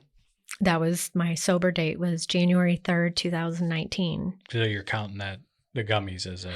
Right. So that's funny, because when he comes home from San Diego and he's like, let's go to meetings. And I'm like, okay, like, geez Louise, like, what this guy, like, he won't stop. Jeez, like, all the time, let's go to meeting. I'm like, Jesus, like, he doesn't stop, like, doesn't. He is all for whatever. I mean, he truly is willing to do whatever it takes. And that's, looking back, that's what I needed. I needed someone, you know, because I don't mind following and having people like guide the way. But when he was like, let's go to meetings. And then he didn't know that I lost my driver's license and I couldn't drive. And so I would have him come get me. And then it kind of came out that I lost my driver's license and I needed him to come pick me up, and he would. But when I learned that I couldn't drive for 3 years, I was like, oh shit, what else do I got to do? You want to come pick me up? Fine, I'll go to another meeting. Right. So he just would come and pick me up. When did you come clean, quote unquote, with the gummies story? I didn't really tell him. It was. I hear him laughing in the background. This is still a thing. Should we save? I'll save what happened with that. Okay. Yeah, right. Okay. I didn't tell him. Like, it came out that had happened. That he was friends with a fat felon, I think. Called. Now we're fat shaming. That's all right. Fat felon.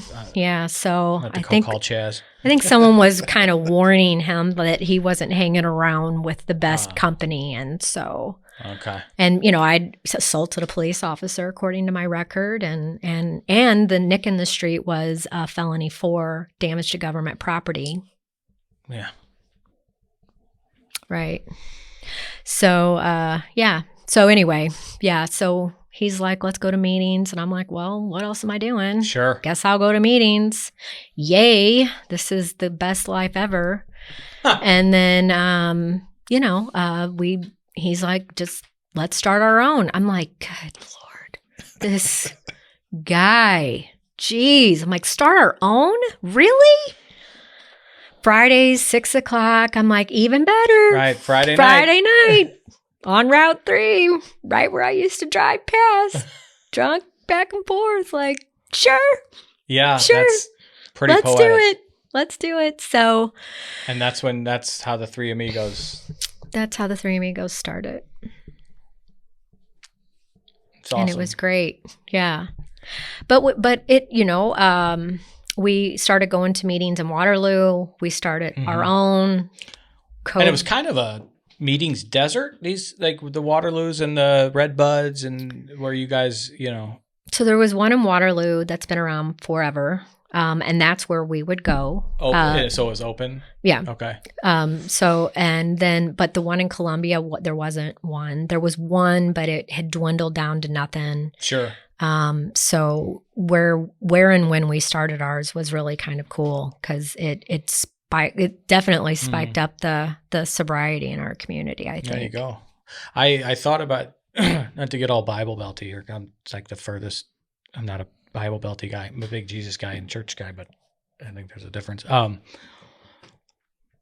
The message, the sermon this Sunday was about, we do a sermon series. It's on multiplying and inviting, and the sermon was on, being a consumer versus being a creator, and in faith. And I thought of you guys because you guys, we all are consumers, but not as often are we creators. And I thought about you guys and how you started this, and you created a group, a place for people that now are coming and have been coming. And when you think about the multiplication effect, you just can't quantify the people that have been touched, because you guys, yes, are consumers, but then went and created something. And I think, I thought of IRC, I thought of your guys' group, I thought of things that people do when they, instead of just going to church on Sundays, or going to AA meetings. And that's great if it's working, great. But I think we are called to create as well. I think we're called to not just be a consumer. And I'm not talking, we're all, fucking addicted to Amazon and whatever. But when in this stuff, I think just being a consumer can really get us stuck in complacency. And that's fucking scary. So I really love what you guys have done. And I can't wait because I could go another 2 hours, and I want to get, like you said, get us together where you guys are kind of talking about the Three Amigos, because throughout your whole story, I'm like, man, I bet I can imagine the way that you can impact young females, mothers, traveling professionals, just with your story and by sharing it. And I'm certain there's a lot of people vulnerable, moms that are struggling with addiction and alcoholism that are going to feel really moved by hearing your story, but I'm sure that are impacted in your meetings and have yet to come. They're coming. Mm-hmm. So I'm really, really excited for the next, the finale in this 3-part series that we're doing in a couple weeks. You want me to land the plane, Jacob? You got to pee? I do got to pee, right. But but before we do, I want to ask you: is this a good place to hit pause and then come back? Because now we're at where you guys have created this meeting, and you went a little bit kicking and screaming. It sounds like I kicked and screamed pretty bad, and I'll end with this is that I did not remember, like, with the paperwork that you had to fill out to go over to the other residential, which, after all those rehab later, I didn't realize that the steps were going to be something that I was going to end up having to do. And then after going to meetings and then starting our own, I'm like, I guess I got to do these things then. And the God thing was getting me because, all my life, God was like, God's going to get you. If you do something, God's going to get you. And so I was terrified of it. Yeah, and man, that's fucking real too. I didn't want anyone telling me what to do. Sure. So the step where, came to believe that a power greater than myself could restore sanity. It's not that one. It's another one where I was like, no one's telling me what to do. Not even, no one's telling me what to do. And then when I was like, okay, I'm going to have to do these steps. I'm going to have to figure out something. So I came up with my own higher power. He was like the invisible thing on Predator. Okay. That movie where and it's this power that's like fuzzy. I was like, that's my higher power because I can't describe him. I can't tell you what it looks like. I just know that it's a power greater than myself. Sure. And there's something about it because there's no way that when I was like in jail, like done, that's when they opened my door, then, all of these things just kind of was telling me that I'd better do this because nothing else worked. So then, when I had to get a sponsor, I broke and did that. I didn't want anyone to know who my sponsor was because I didn't want anyone to know who it was so that they could ask him. And I think writing your steps down, your 4th step is evidence. I'm not going to write this down. Someone's going to find it and,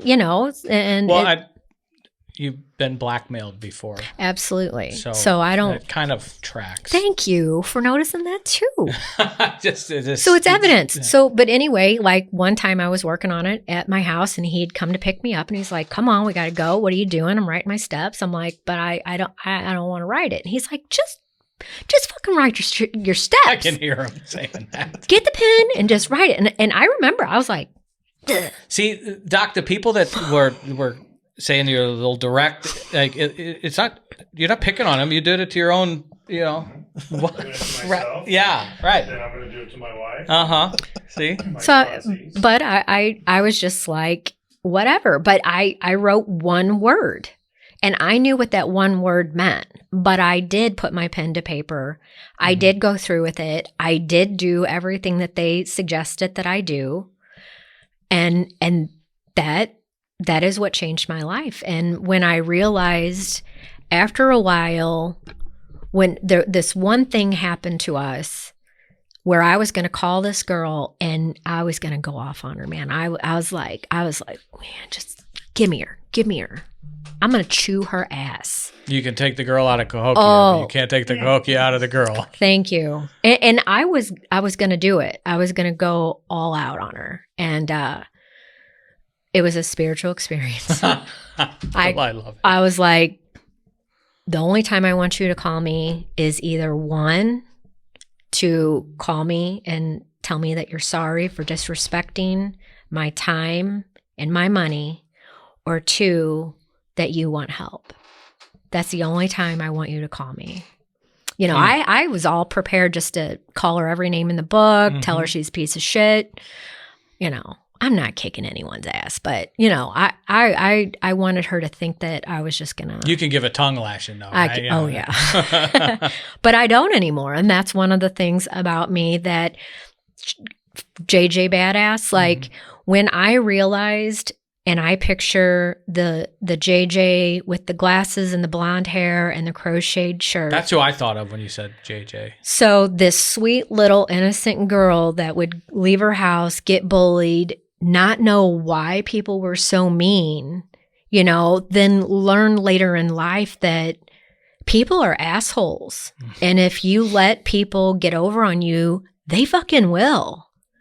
And, you know, when I realized, it was probably a year after I got sober, and I just started to get my confidence back. I started to realize that I didn't need anyone to help fix my toilet, that I learned how to fix my own damn toilet. I knew how to change, sorta, my furnace and my filter and my furnace. You know, I learned it's easier than fixing a toilet, I think. I mean, I went from one toilet, took a picture, to the other toilet in the side of the house. You know, I figured out that I didn't need anyone. I didn't need anyone. I don't need anyone to help me with anything. You are enough. That I was fine just the way that I was, and the way I look, the way I sound, the way I act, the way I walk, the way I talk. And then when I was like, well, Beyonce has an alter ego. I want an alter ego. So I was like, well, JJ's badass. JJ badass. Right. Like she's a badass girl, man. She knows how. She didn't think then that she was ever going to have to grow up and take care of herself. But if I look back on her and I think, girl, you're going to be okay because you're going to learn how to take care of yourself, and you do not need anybody. I don't need a man. I don't need a husband. I don't need money. I don't need anything. I just need to be able to. It's a fucking sermon. I love it. What a freeing thing, you know? So when people want to say that they don't have the money to go to rehab, I'm like, yeah, you do. I had combined billing at Centerpoint. They were like, we're taking all your accounts. I'm serious. They put all of my accounts into one statement and sent it to me. And I just, $50. It's incredibly liberating to, I mean, I feel liberated hearing you say this shit. That's pretty badass. Did the girl call you? No. Okay. Maybe one day. Maybe. For the latter. Maybe. Well, thank you. And thanks for coming back, because that's going to be fun. I really want to, it's also super timely for some shit we're working on, but to hear about your mission, your groups, it's completely, I mean, it started as one, and now there's a whole list of, every night of the week almost was on that list out here. So yeah, I'm looking forward to part 3 and get the doc back on the mic a little bit. So he's over here chirping in the corner through this. I think I saw him getting choked up earlier. I don't know. I don't mean to. No. You guys are sweet. Oh God. He's so cute. Well, thank you, and I admire your courage, because what you're doing is super courageous, and it's so worth it. I just I'll never know what it's like, obviously, to be a mom, and I know the strength of being a mom, and be able to admit where you went left and should have gone right is so powerful, because so many moms are afraid to be honest and get the help they need when they're struggling with this shit. So I can imagine that it's not just impact them, but the kids. So yeah, they got to figure out how to do it themselves. You know, right? If there's one thing that you can do for your kids, it's get sober. It's ultimate. Yeah. I mean, it all the things fell into place once I took care of myself. Yeah, and I've told this, and I'll land the plane here, Jacob, but it's your sobriety. It sounds counterintuitive, but your sobriety to moms has to come first. And to parenthood, it has to. My sobriety has to come before Charlie, because if I'm not sober, I'm nothing to Charlie. That's 100%. And people have a hard time, it's like saying 2 + 2 = 5. But no, especially to moms that are just, they have it inside them. This mother's intuition, it has to come first. You have to be sober first before otherwise you're nothing to them. And so to your point, that's powerful shit. Thanks for coming. You're welcome. This is great. All right. Well, thanks, Jacob. I'll let you go pee-pee potty. And thanks, Doc, for hanging out with us. And we'll be back together here again in a couple weeks. Okay. Thanks, everyone. Let us pray.